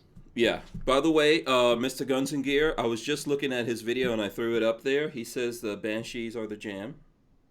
Oh, so there you go. Mr. Guns and Gear is here. I see him. Yeah, he's out there. Shout out to Mike. Hi, Mike. Yeah. Mike is another dude that does a lot of testing. Yeah, he does. He does a very good job. And very he's thorough. meticulous. His brain. His brain. His brain works for that versus my brain. Everyone has different brains doing this, by the way. People's minds work differently. A lot of times I will use him as a shortcut. If I don't want to have a long conversation on a topic about something, and I know that it's... So I have to be very careful because I have a very iterative brain. And wait, say that word again? Iterative. Okay. All right. I got to look it up for the people now. Okay. So I will get so sidetracked that I will watch something and see something, and then 6 months later think it was my original idea. So I'm like genuinely believe it, like not even trying to rip anybody off. Okay. So I try very hard to only watch content that has a differing enough style from mine that I won't copy it. And Mike differs enough from me that I can use him as source reference material. Yeah, and people may not realize, like, we don't want to, and I don't think anyone's out there plagiarizing anyone. We probably, I've seen situations where we're all sounding the same, or even things are coming out the same, and people don't realize every single thing is different in why things are coming out, right? This guy bought it, this guy got it from over here, whatever, borrowed it from someone, and then it may seem like that, but we don't want to do that. And this is one of the big reasons, especially if I'm making a video, I try to avoid doing that unless I'm running into a wall. I'm like, let me see what this guy... Let me see how Military Arms Channel dealt with this, or Mr. Guns and Gear, or you, like, what did you think about this thing? So a lot of the times, if I know that I'm working on a project currently, or I know that I'm going to get a project from like an R&D project from a manufacturer or something like that, and most of the time, if the manufacturer's turned on properly, they've got it out to multiple testers at once, okay? And those videos might come out at different times, okay? Because almost all of the guys who are doing like the real hardcore testing also film it. Not only is it a good idea to be able to put a YouTube video out about it, but it's also like, hey, this thing blew up. I want to be able to figure out why. I can't make it blow up again. You want to see that. And they probably want to see that. Yeah, exactly. They want to see that too. So I can send that material to the manufacturer so they can see how it failed, why it failed, and see if they can replicate it. So I try to basically say, okay, I know I'm getting this thing. I saw that Mike put something out or Tim put something out, 2 months ago or a month ago or a week ago. I am not going to watch that right now until I'm about 90% of the way through. And basically at that point in time, I'm getting ready to put a video out about my testing on the thing. And I'm going to be like, okay, I'm going to go watch Don Porter's video, Such. I'm going to go watch him and see if I missed anything. Hey, because I'll be honest, I don't use a whole lot of the controls on the side of the guns. Like I'm not a big like bolt release kind of guy, type thing. So like there was something I did some years ago where somebody was like, "Yeah, the bolt releases break," and I'm like, "Well, I would never have found that because I knew Hmm. mine still got the factory grease underneath of it because Yeah. I just don't do that." Yeah. I You know? think someone, who is it? Brian Quick says YouTubers should cite sources. I think mostly people do that if they saw something or Yeah, whatever. if I see something and I get Hmm. an idea from somebody, I absolutely do cite it. Hmm. But most of the time, I just recuse myself from watching anything until I'm done with my project, Yeah. and then, Then you you can know, look at that stuff. You know what I saw happen? This happened. I can't remember what it was, but we put up a video. Same thing like what you're saying. We got our hands on something. However, we did it. I think Mac was having some problems. We were just out there shooting. We didn't even notice we were having the same problems he was having. You know how I found out? When he was like, "Yeah, dude, I looked at your video. You're having the same problems." I was like, "Really?" yeah, Then I went and back and looked at my own video. I was like, "Oh, okay, that's true." and as far as like, I think it's good science Hmm. to not watch anybody else. Like that's one of the reasons I do it. It's good science to not be impacted by other opinions. Hmm. Okay, Hmm. but then because I'm only going to put like one piece out about this thing that is like my holistic view about it. Hmm. If I go then after I've got my opinion about it and I've shown what we've done with it, I can then go look, and the other half of the science in me is the data aggregation Hmm. of things. So like if I had a problem or if it did this thing and I thought it was weird, then I watched Mike's video and it Hmm. did the thing and he also thought it was weird, and then Tim had the same thing and Hmm. he thought it was weird, and like you see there's a pattern forming here. Yeah, So we're all in different places, different circumstances, different people, like hand size, whatever, all the stuff. Yeah. yeah, so like I have big hands. Hmm. Hmm. Somebody who's a smaller statured person Hmm. may have a complete problem with whatever I'm doing because their hand can't reach the dingus or whatever. Hmm. I almost never have that problem. I'm Hmm. one of those people that can hold a full size semi-automatic handgun Hmm. and reach the ejection port. Hmm. So when you go to a real training course, they'll be like, "Hey, the ideal position is for you to reach for that. You want to think that you're reaching up to get to the ejection port. Most Hmm. people can't reach it. I can literally touch it. Hmm. Yeah. Um, so I never have that problem. Hmm. I have the opposite problem. If I get a little micro pistol, I'm like, I'm gonna blow my thumb off. Yeah. That's why I didn't like the HK VP9. Just never worked for my hands. By the way, John Parsons says that was the Glock 44. See? This is why we do this. This is why the internet. Because I couldn't remember what that was, but that's right. It was the Glock 44 out there, and I think I don't know. I know we don't have that much time, but just as a thought process that everyone goes through, I'm not trying to make anyone buy anything. Yeah. I'm doing this because I enjoy doing it. Obviously I'm doing it on a repeatable basis and all that, but I enjoy that thing. Now, obviously, there's companies out there and their whole aim is for people to buy stuff or whatever. But I've found like I've gotten in trouble with companies because I said something that they didn't like. But then when I meet people, people tell me that video that that company was mad about is the reason why they bought that thing in the video because they know about it going in. So I have always been very transparent with my audience in that my main gig, the way I make the majority of my money, Mm-hmm. is by booking testing from companies. Mm-hmm. So I, even now in the ammo shortage, Mm-hmm. for instance, I am still out testing guns for companies. Mm-hmm. Okay. Now, fewer companies are testing their guns right now. I'm going to tell you that right now. Mm-hmm. They're just trying to spank them out the door. They don't care Yeah. if you need to send them back later. Yeah. Be very Everything's careful. selling. Yeah. Be very careful about that. Mm-hmm. Now, I would I would be remiss if I didn't point out that there are many companies that contact me specifically because they want a YouTube video about a thing. Mm-hmm. And I'm going to tell you right now, that's a really, really bad strategy. Okay. The way it works, everything that comes in that you see a video on Mm-hmm. has come in and has a testing plan associated with it. We went out and I tested it. Mm-hmm. I don't ask my audience for money. All right. They can if they want. They can go Mm-hmm. contribute on Patreon if they want. I greatly appreciate it, but the majority of the money that I make is directly related to the testing contract that I booked with so and so. Mm-hmm. And what that allows me to do is I don't give a shit whether you buy it or not. Mm-hmm. I didn't get paid to promote the thing. It just so happened to end up as a YouTube video. Mm-hmm. So the only time that that I make edits to a video.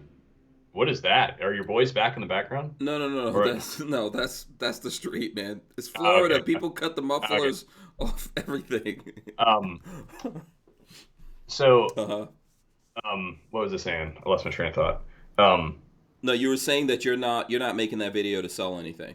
Yeah, I'm not making that video to sell Mm-hmm. anything. I'm just happen to be making the video Mm-hmm. for documentation purposes. Mm-hmm.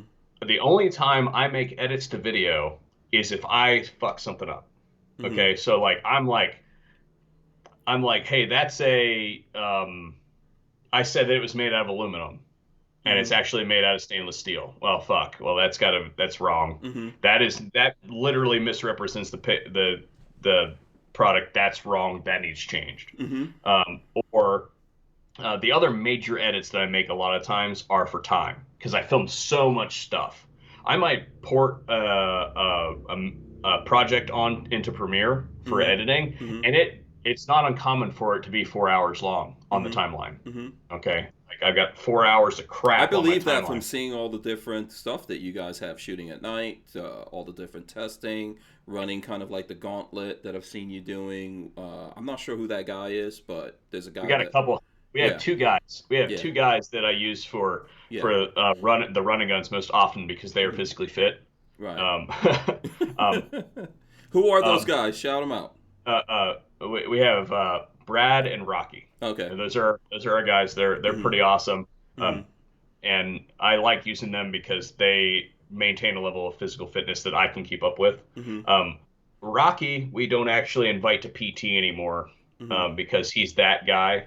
He's like, we're all doing push-ups, and he's like, I've already done all my push-ups, and now I'm waiting on you guys, so I'm gonna do burpees now. No, no, Oh. fuck you. Yeah, Okay.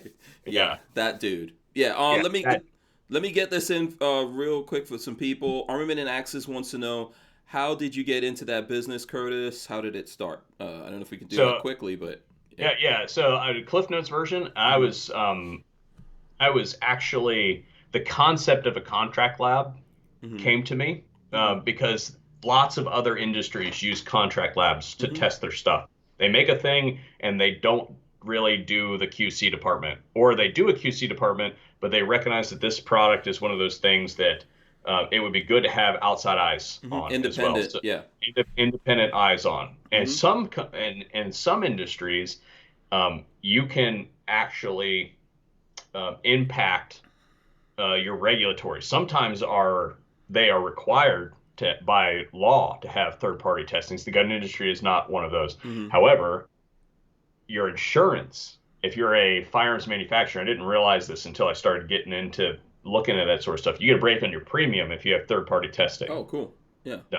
I So think a yeah, lot of these guys should be doing it. I know it may be difficult for smaller companies, but to do it yes. independently. But I think a lot of guys should be doing that before they put out stuff. They should. So anyway, I started out, I was kind of like in the sciences, and I Mm-hmm. had been introduced to the concept of a contract lab, and I was kind of already doing the YouTube thing for fun at the time. Mm-hmm. I'm like, you know what? I've got a lot of people that are calling me for R&D level work. Like, hey, we're coming out with a new thing in like 3 months. Can you Mm-hmm. tell us what you think? And I'm like, huh, maybe I should, maybe I can add some value here. And Yeah. there's been several projects that I've worked on that a part has been changed at the last minute before Mm-hmm. it goes out to market. I can be like, that's my baby. Yeah, I think The that was reason made for you. I think you have that kind of mind. You know. I would say that I prefer to do that. I really enjoy that kind of work. Mm-hmm. The whole like grind of the gun industry and the news cycle type thing doesn't interest me nearly as much as being out there. I'll put out YouTube videos that are just filler videos to keep people interested in the channel Mm-hmm. while I'm spending 3 weeks testing something, while I'm spending a month testing something that took me all that time to actually do. Mm-hmm. So I'm testing a new plate carrier design, for instance, right now. That can't be done overnight. Mm-hmm. Yep. I don't know if everyone realizes that. Okay, I know we're going over time. I'll get this from Jeff Stevens, and then we'll wrap up. He says that's why you have many subs. We watch you fix the problems. That's from Jeff Stevens. So there you go. And I appreciate that people see that sort of stuff. We do not cut that sort of stuff out. The only time that sort of stuff leaves is if they've pulled it. So I'll give you an example, or not a specific example, but like, hey, somebody sent me a thing and it like literally disintegrated inside. It's like, hey guys, I really don't think that you can make that part out of that thing. I think you should do it out of this. They then say, hey, you're right. We didn't think of it that way. That's a problem. That did break. We're going to go ahead and completely pull, like, we're not going to produce them that way. Give us, a month or two. We're going to send you a new sample. Now, it's in my best interest, actually, for that to happen, because that means they have to rebook testing. So if you really want to follow the money, like if you want to see where the disingenuousness comes from, it's in my best interest to break as much shit as possible. Okay. You also have fun doing it. Let's be honest. Yeah, as long as I've been looking at your videos, you enjoy breaking shit. Yeah, I do. I actually do. And I have people ask me all the time, Kurt, do you even really like guns? Because you treat them really, really terribly. I have I have one particular piece that I have never cleaned. I have never ever cleaned it. It's a Midwest Industries MI15F. Wow. I have never once cleaned that gun. And I only have one rifle like that. You know what it is? It's a polymer upper lower. Oh, really? Because I never even lubed it, because the guys were like, you don't need to do it. I was like, okay, we're never going to do anything with that. And it works. So I shoot that gun so oh, excuse me. I don't want to say frequently. I will shoot it, and it'll sit on the wall as a very specific purpose for that gun.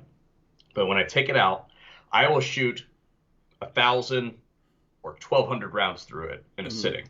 Okay, like over the course of like 2 days, I'll shoot that much ammo through it, and then it'll go right back on the wall. So I'll go to get it, 3 months later, and it'll be seized shut. Right, where I had to like literally smack it off the wall to get the bolt to open back up. Yeah, get it warmed up. Because all that carbon has just kind of like filled the space. Yeah, it's like a diesel. Yeah. So I break it open, spray some lube in it, and the sucker just keeps on running.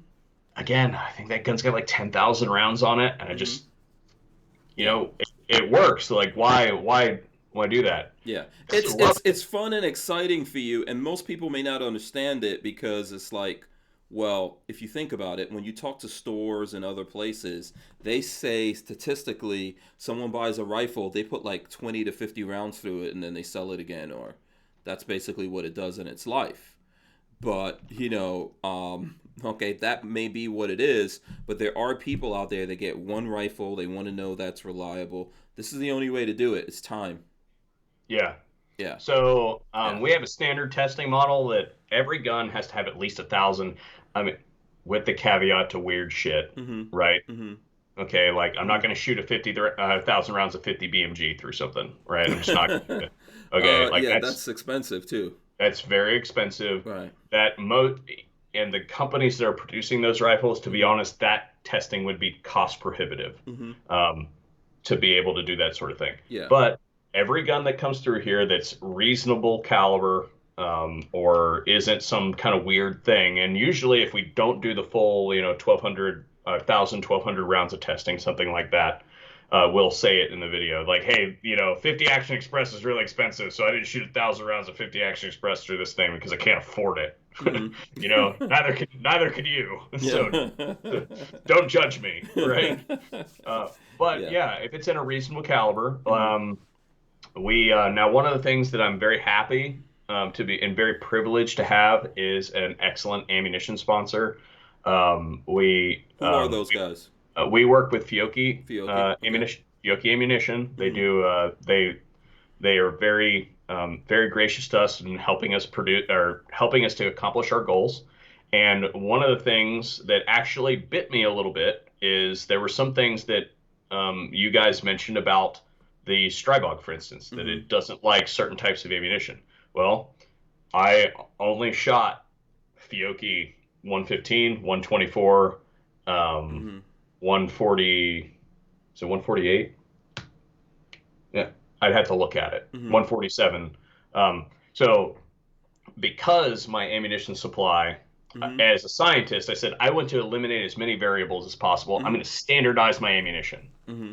Okay, I'm going to use this quality. It's a mid-grade, what I would classify as a mid-grade ammo, right? It's not like bottom tier, but it's not match grade. You can buy match grade from those guys, but the stuff that we use is not that. It's the Mm-hmm. green box that you find on the shelf at Cabela's or Walmart. Well, Walmart doesn't even do it anymore. No. At Dunham's, Mm-hmm. there you go.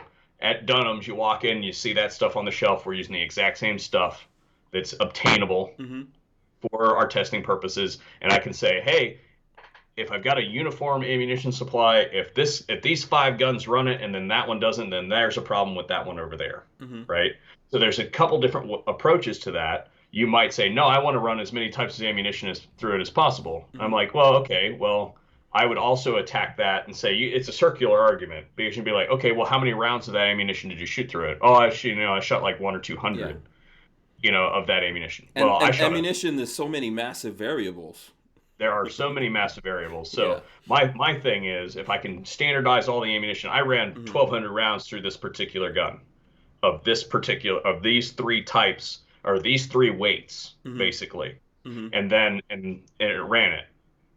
I can start to look at that across Did different that product become a lines. thing because of like what happened with Mac's experience with the Strybog? Oh Is no, Oh, no, okay. that predated. Oh, Like okay. all that, like this has been we've been working with Fiocchi for I think 4 years now. Oh, okay. Yeah, yeah. So this is a decision that I made years No, no, ago. no. I was saying because I noticed with him when he was doing his Strybog video, he said that he was using a certain kind of ammo. He didn't see anything, and then I think the day when he was shooting it, he used a different kind of ammo, and he ran into some issues. And that's why I referenced that. Is Yeah. like there are like I did the standardizing of the ammo. Mm-hmm. I brought a company in to do the standardizing of the ammo to eliminate a variable. Mm-hmm. Sometimes that's exactly the variable that you want, and sometimes it's not the Mm-hmm. variable that you want. Mm-hmm. So I would say that for that particular project, I would say that that was actually something that we would have missed because we had a standard ammunition profile. All Mm-hmm. the stuff like you take Fiocchi's 115 grain, their 124 grain, and their 147 grain, and put them on a table. Other than other than the fact that the 147 grain is a different bullet shape, Mm-hmm. they look identical, Mm-hmm. right? They have the same overall length, all that sort of stuff. Mm-hmm. Like, so by standardizing it, there are certain other variables that we pulled out, and that the variable length of the cartridges, Mm-hmm. different primers types, Mm-hmm. all that sort of stuff, Mm-hmm. different casing types, those sort of things can sometimes get lost, but I did it in an effort to do better science Mm-hmm. Yeah. across multiple product lines. Yeah. So I can see where some people, but that said, it's been very good to work with them Mm-hmm. because we have been able to, we can basically say, hey, we know what the testing is going to look like. We could standardize it and just do small tweaks here or there depending on what the actual gun is being tested for. Mm-hmm. Mm-hmm. Yeah, I think it's a good thing. Plus, it's real tough to get any ammo company out there to sponsor you. So anyone who helps out, that's a big deal. People think it's easy, not easy. No, You no, know, and it's not. no. Okay, listen, we're way over 9. We definitely Sorry. no, it's cool, man. We messed around talking about a lot of crap at the beginning of this, so this some people probably enjoyed that though. Here's what I'm gonna do. I'm gonna let Curtis tell you guys how you can get in touch with him, follow him, and all that. Ask him more questions. I think he's pretty much he's like this all the time. So I'm sure that he'll be happy to talk to you guys to some extent, except Absolutely. not at 3 o'clock in the morning. So No, I'll talk. I actually don't have a problem talking to people at 3 in the morning. It's when they want me to do calculus. calculus, yeah. We have a hard rule: no calculus after midnight. Yeah, and I see Guns and Gear. I don't know if that Guns and Gear said I'll be doing an interview with Global soon. about the plans to the A3. So stay tuned. Oh, that's going to be very interesting. Yeah, I will. I said some stuff earlier about watching other people's stuff. Yeah. You can best believe that I'll be tuning into that interview right there Yes. because that's the kind of shit that I eat up. Like Yeah. that kind of Yeah. manufacturing process, changing a product line, all that sort of stuff. The good news is about the situation is Global Mm-hmm. and Grand Power are Mm-hmm. receptive to feedback. Mm-hmm. As somebody who works in the gun industry as a gun tester, they expect you a lot of the times, not every company, but a Mm-hmm. lot of companies will expect you to have glowing things to say about it. Mm-hmm. And a lot of companies will get my review or my communication and be like, God, he hates our guts. And I'm like, no, this product's great. It just has these problems you need to fix, Mm-hmm. you know? Yeah. And a lot of that may not be what a lot of companies are used to, especially if they're used to working with advertising firms instead of people who actually test shit. Yeah, exactly. We So love the gun industry. I could just tell you guys this from my experience hanging out with a lot of these dudes like Guns and Gear, Curtis, Mac. These are freaking die-hard gun nerds. I've been like hanging out with these guys with companies, and the companies are trying to get people drunk or whatever, and these guys are like talking about guns, and they're like, no, we can't hear any more stuff about guns. And this is what we want to talk about and what we want to get into. We really love the whole thing. That's why we want to make it better. Sometimes you need to get these multiple points of view on things so that you open up your mind and you're like, okay, we may have something we need to address. there are some companies that are so closed off. There's one, I'm not going to name names. Mm-hmm. The person who initiated this will know exactly who I'm talking about, if he's watching. But they had a product that was coming out, and the manufacturer Mm-hmm. was not receptive to feedback whatsoever. And they just thought that they were going to send all these things out, and everybody's going to say all this flowery crap about their stuff. Mm-hmm. And he called each of us, and he said, hey, I'm sending this gun to these 6 guys. All right. Mm-hmm. And I want you all to do your honest feedback on the gun and let me see it so I can then take it to corporate and be like, if you drop this gun as is right now, this is what's going to be said about your product. You need to fix these 3 issues that we know exist from QC, but the company is like, no, we just gotta push it. Mm-hmm. They saw it all, a collective effort, and they're like, oh man, maybe we shouldn't drop that as is. Yeah. That's what's needed. That is what is needed. Yeah. And sometimes you got to be mean to do it that way. Yeah, but it doesn't mean we don't love it. We love it. Yeah. This whole thing. Okay, listen. So tell the folks out there how they can catch up with you, where they could follow you, support you, all that good stuff, man. Yeah, we're on everything. Mm-hmm. Well, excuse me, that's really bad to say these days. Okay. The bread and butter ones: YouTube, Full 30, Instagram, Facebook, and Twitter. Mm-hmm. All those. VSO Gun Channel.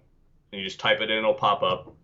And then if you're looking for the website that we've been talking about the whole time where to find the rifles and all that stuff, that's over at vsordnance.com. Yeah. So VSO Gun Channel, you'll find it. And that's where you guys can ask all your questions. I try my best to keep up with stuff. YouTube comments, I really appreciate them. I read all of the comments. Okay, I really do. I may not read them until a month later because I have a huge backlog. Okay. Okay, yeah. But that's honest. But yeah. It really does help out the channel if you guys leave comments. And some of my best ideas for videos have been generated from user comments, and I will call them out on the channel when I do them. And I'm like, hey, I never was going to do anything like this, and somebody was like, hey, you need to do that, do this, and it may spark something that I want to go out and do. So there is a very transparent transfer of information there. Yeah. And we have a great audience. I really appreciate all you guys. I appreciate you and Lola for having me on the show. I always have a good time when I'm here. Yeah. Obviously, Lola and I, we love you, man. You know that. We've been friends for a long time through a whole bunch of stuff. Yeah. For a long time. Yeah, and I respect that. You're the kind of dude you deal with everyone on an individual basis. We've always been cool. So, it's nothing but love over here. Well, I appreciate that too. That means a lot to me. Absolutely. So. And here's what I would do before I'm not even going to get into me. I actually challenge someone to go get one of these VSO ordnance guns, do a review on it. I will, if you tag me, I will do everything possible to share that on social media. I would want to see love, someone do it. I would love if somebody got one Hmm. and tested it Yeah, and gave me honest feedback on yeah, the running of the system and how it can be improved. yeah. That would be ecstatic for Yeah, me. I would love that too. Buy it. It's not expensive, okay? And support him, for building this thing. Do it, especially if you're a guy out there that's trying to build up your YouTube channel. I'm telling you, I will share that video. I'll even invite you to come on here And on the I will do podcast. the exact same thing. If somebody were to do that, I would absolutely. I don't hide from feedback. Mm-hmm. Um, One of the reasons why the only videos that I have ever removed from YouTube Mm-hmm. are ones that I was pretty much forced to remove. Mm-hmm. So like terms of service violations type Mm-hmm. things, Mm-hmm. or were specifically removed by YouTube. Yeah. Okay, so you can go all the way back. You can see the first video I ever made on YouTube, and it Yeah. was terrible, Yeah. terrible. Oh yeah. Because, yeah, Yeah, I know. um, specifically because I am a lineage kind of person. Yeah. This is where I was, and because of that, I never I never want to be that person that's like looking down from their ivory tower as like as like I'm Perfect. so much, yeah, Yeah. I'm like I don't make any mistakes, or I'm always been good, all Mm-hmm. that sort of stuff.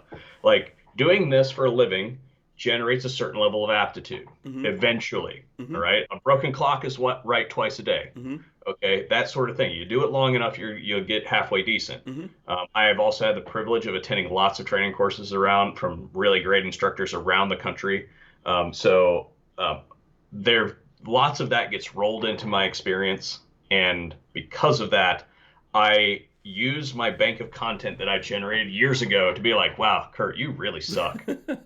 You're still that same dude. You just got a little bit better camera." Yeah, I like looking at that old stuff. I agree with you, man. We've removed hundreds of videos because YouTube forces us to. That's Yeah, the thing. sometimes, yeah. They just lock those things down or just keep like we would have hundreds of those yellow coins up there, and they would have probably just totally demonetized us and done away with us already if we leave them up there. But I Let I, me I like it being there just for that reason. let me really quick before Hmm. we go. Sure. I'm gonna log into my thing here, the back end of my YouTube here, Hmm. and I want an accurate count of how many videos we have. Hmm. So Let me see. I'm gonna guess. It's 1,000. That's my rough guess. it is 1272. 1272. Yeah. Yep, yep, 1272. Yeah. So we've Hmm. been. It's been a long way. Yeah. It's fun to go back and look at that too, man. Yeah. Yeah, it's fun to go back and look at it. Okay, we're not going to hold you guys any longer. This was fun. We'll have Curtis on here again at some point, and we'll do this. And really, someone go out there, get the VSO ordnance or VS ordnance rifle, do a review, hit me up. I will help you. I will share it over my social media. I'm sure Curtis will do that. We'll get some other people. Let's actually help him sell some of those rifles. Get those out there. I really appreciate that, Yeah. man. That means a lot. Yeah. I think it's cool, So man. I'm proud of you, and I want to encourage other people doing what we're doing here to keep doing their stuff, man. I really appreciate it, and there's just there's so many moving parts Hmm. right now to everything that's going on that Yeah. I'm very happy that they're doing well already. But Hmm. if somebody actually were to go out and like do some third party testing on it, I wish I would have built into the product line um, enough tester guns, Hmm. but Yeah. they kind of got bought up immediately when Yeah. So That's the good news it's an is, expensive thing to do for someone starting out. You know what I mean? yeah, Yeah. yeah. There's plenty of time for that. John Voorhees wants to know what's the website. It's at vsordnance.com. Yeah, absolutely. I remember. I'm going to say this real quick because I know we're going way, way, way over. So Caltech, right? Those guys aren't super happy with me. One of the cool things about them is if you go to their factory, which is here in Florida, they still have the trailer. So basically, Kelgren, when everything happened with Intratech, he had a piece of land and he had like one of those shipping containers, right? He put that on a piece of land. He started building a gun in that shipping container. The whole company is built around that shipping container. That's excellent. It's still there. It's their R&D room. Everything, and what I like about that, the reason why I'm telling you guys that story, everything starts from like zero. You know? Zero. Yeah. Yeah. So, very cool thing. At some point in the future, man, it's going to be very collectible to have that original VS ordnance rifle. I've already had some guys be like, "Hey, when can I have serial?" Like I have some guys who are like, "Can I have serial number or whatever?" I'm like, okay, you know, because there's some that I've held back, specifically because people have asked, you know, for a particular serial number. Everyone has like their lucky number or something like that. Yeah. So some of my friends have asked for particular ones in the industry, and yeah. So yeah, when those come up, then you know those ones will be. But basically, right now they are very low serial number. Just throw that out there. All right, listen, I'm gonna run the end. We're out of here. Thanks so much for everyone hanging out with us. If you're still here, smash the thumbs ups. Stay right there, Curtis. I'm gonna run in the end. All right, make sure you guys subscribe to the channel, smash those thumbs ups, ring the bell, so you could be notified when we go live. I am going to rip out this audio and put it up on iTunes and all the other places that you listen to your audio podcast. Shout out to the people listening to us in Russia. There's people in like Brazil listening to us. Lots of people in Canada, Germany, all that. It's really cool to see that there's actually people listening to the audio podcast. We appreciate you, all of you guys. I especially appreciate Curtis from VSO Gun Channel for coming on here. Thanks so much. I'll give you the last word. Again, I always have a great time on the show. When Lola contacts me like, "Hey, we want to get you into the show," I'm like, "Let me move some shit." Yeah. Because we're gonna make this happen. Awesome. I have a great time every single time. Thank you very much for inviting me. Same here. You're welcome. We're out, guys. Peace.